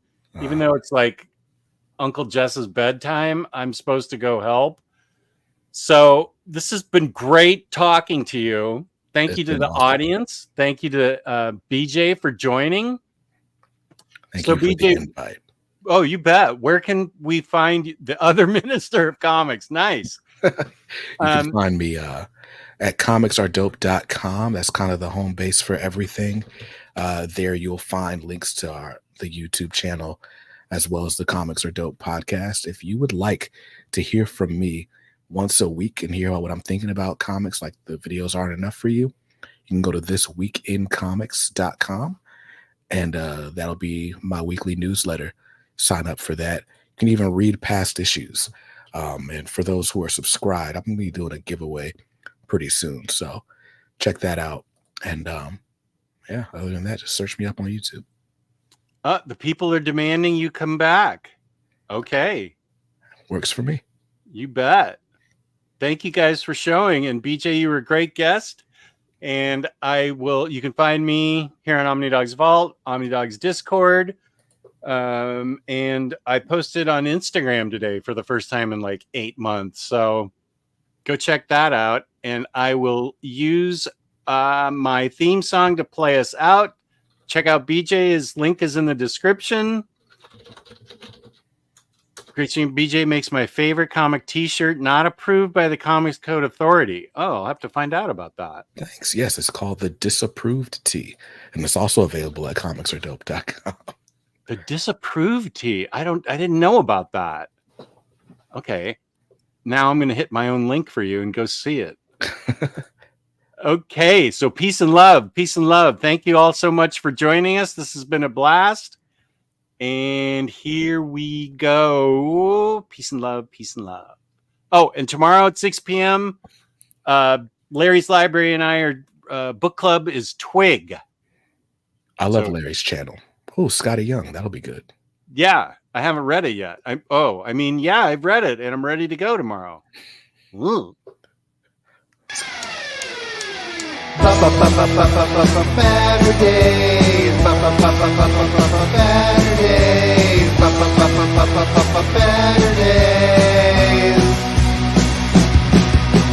Omnidog in the Minister of Comics. Talk forever, get right your ergonomics.